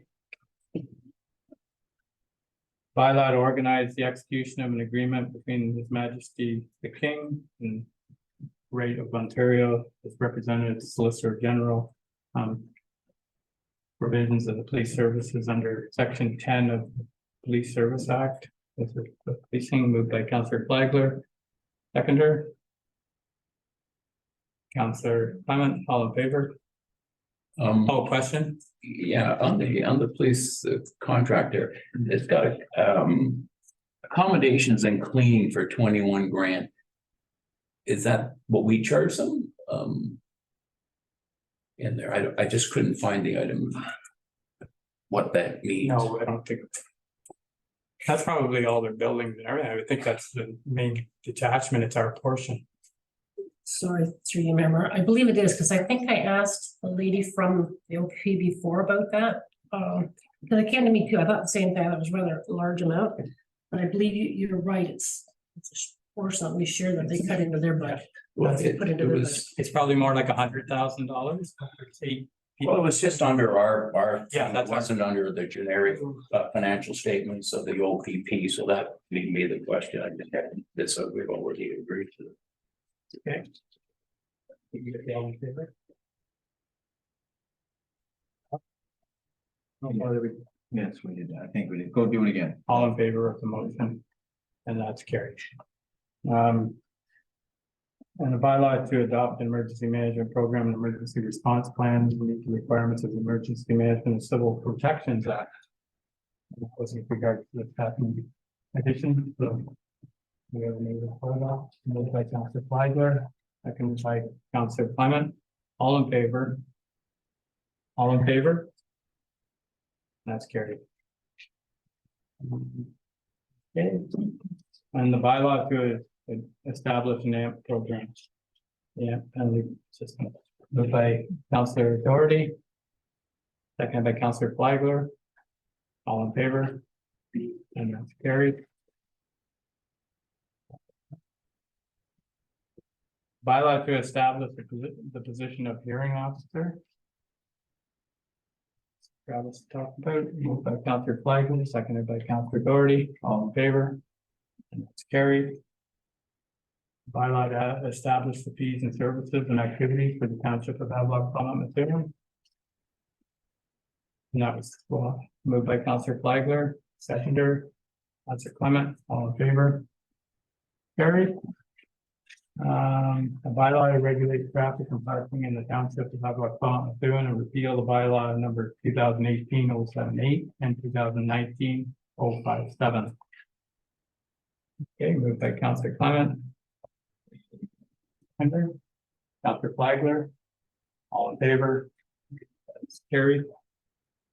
And the bylaw to authorize the mayor and clerk to enter into an agreement with corporations in the county of Peterborough for the provision of winter maintenance on Uniment Road. Counselor Clement. Counselor Flagler. All in favor, and that's carried. Okay, so. That concludes the open part. We do have a closed session, and the closed session, when I get it here, is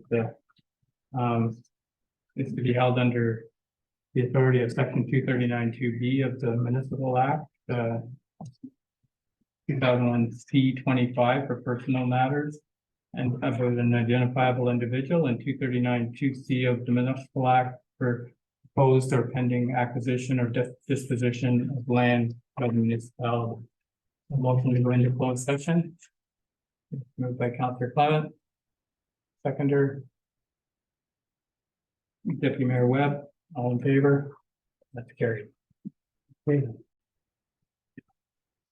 Well, you're getting fast, I think. Okay, so we are in open. So before we go on to the confirming bylaw, there's a motion to come out of closed session? Or we had the motion to come out of closed session. Yeah. So we now have 3 motions to address from closed session. Okay. So the first motion would be that council accepts the recommendation of the municipal solicitor regarding the matter discussed under section 2392B of the Municipal Act for personal matters about an identifiable individual, including municipal employees. So that's moved by Counselor Clement, seconded by Counselor Flagler. All in favor? Carried.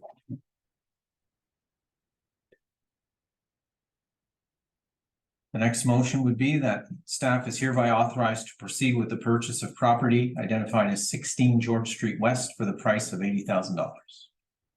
Okay. Mover.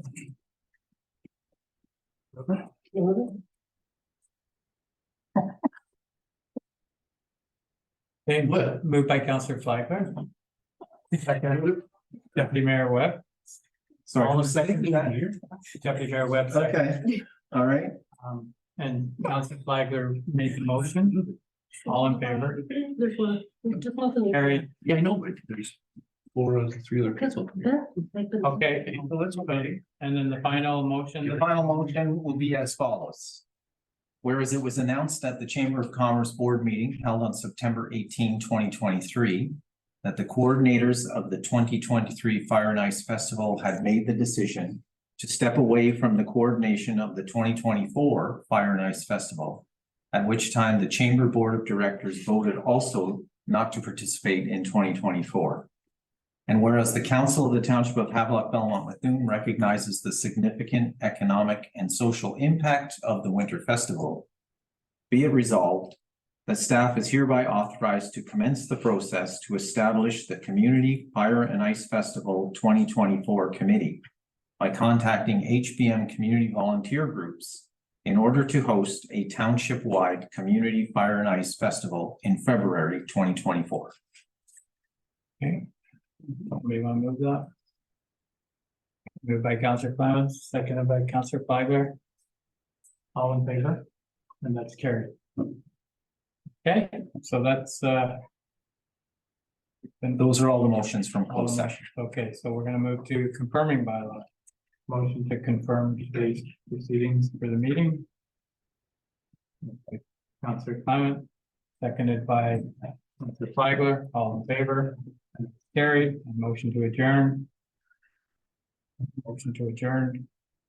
Deputy Mayor Webb and Counselor Flagler. All in favor? Carried. Thank you.